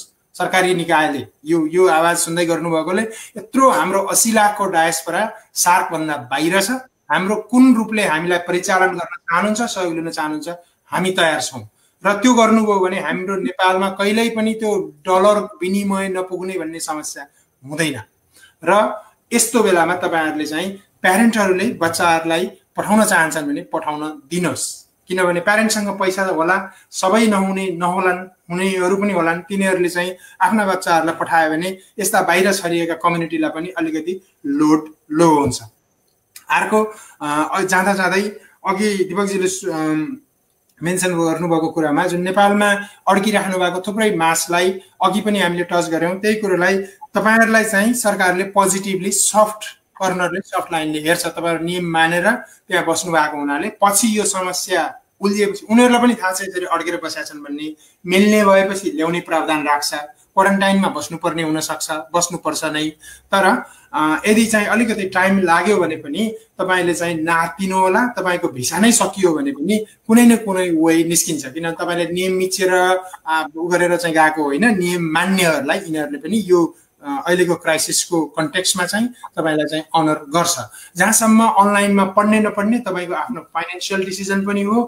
यदि म अस्ट्रेलियामै जान्छु, उहीँ कमाउँछु, उहीँ खर्च गर्छु, अलिअलि बचाउँछु भन्ने खाले हुनुहुन्छ भने पढ्दाखेरि पैसा सकिँदै जाला, तिर्दै जाँदाखेरि सायद त्यो सिनेरियो नमिल्ला। तर जसले एफोर्ड गर्न सक्नुहुन्छ, तपाईँले कन्टिन्यू पे पनि गर्दै पढ्दै पनि गर्नुभयो अनलाइन भने त्यसले फेरि तपाईँलाई पोजिटिभ रोल पनि खेल्छ। पछि सरकारले यो त पढ्ने खाले रहेछ, कन्टिन्यू यस्तो बेलामा पनि गरेर रहेछ भनेर त्यो पोजिटिभ नोटमा पनि गर्छ। आफ्नो सिनेरियोलाई सुहाउँदो चाहिँ गर्नु होला। समष्टिमा यही नै हो। हामी भन्नाले अब एकअर्कालाई सक्दो सहयोग गरौँ। सबै सङ्घ संस्था, कुनै यस्ता अब कन्सुलेटहरू, एम्बेसीहरू, इक्यानहरूले मात्रै पनि होइन, यस्ताहरूले गर्ने भनेको फेसिलिटेसन, यस्तै ब्रिजिङको भूमिका खेलिदिने हो। सकेसम्म ग्रेटर मासले यो जुन लाखौँको सङ्ख्यामा हामी नेपाल बाहिर छौँ, भित्र छौँ, सक्दो एकअर्कालाई गरिराखेकै छौँ। हाम्रो नेचर पनि त्यस्तै हो नेपाली जातिको, र त्यसैलाई अझै चाहिँ बढावा दिउँ, अझै कन्टिन्युटी गरौँ। That's all. Thank you so much Manoj sir.